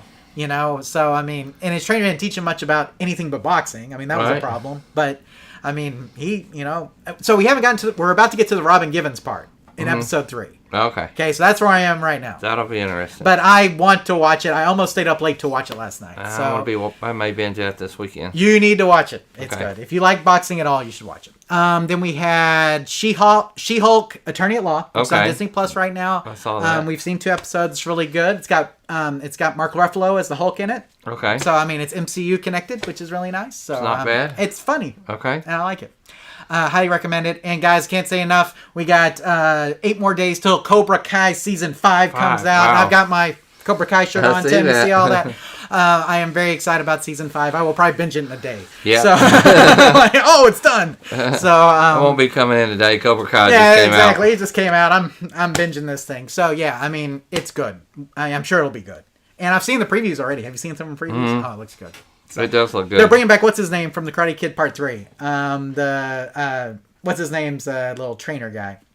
The one that was Cobra Kai. Oh, that yeah. Daniel fought at the end of Yeah. of Part 3. I can't think Yeah. of his name. Mike something. Mm-hmm. But I love it. I love it. Look, I know it's just one of my wife's like drama, high school, college shows with a whole fit of nostalgia thrown into it, but I can't get enough. Oh, I keep watching it. So, okay, are we done? I think we're done. We're running a little over tonight, but Well, thank everybody for hanging in there. I was about to say we got way off topic. We did, Sorry. but I really would want to challenge everybody to watch that show and tell us what you think next month. We'll love to hear some feedback. Absolutely, positively last time to enter to win this. Email contest at arcaderepairtips.com. Pac-Man in the title, address in the body, so we can get this to somebody. So I'll give you a couple hours here if you're watching this, so you got a little time. But Tim will give me a number and we will go from there. So anyway, okay. Anything else, Tim? Well, let's Okay. go. Bye, guys. Bye, guys. Thank you. Have a good night. Thanks for being here. Enjoyed it. Always. Look forward to seeing you next month. We got 5 weeks, Tim. So the next one will be on October something. And my thing's not working. October what? October 6th. We'll see you October 6th. Bye, guys. Bye.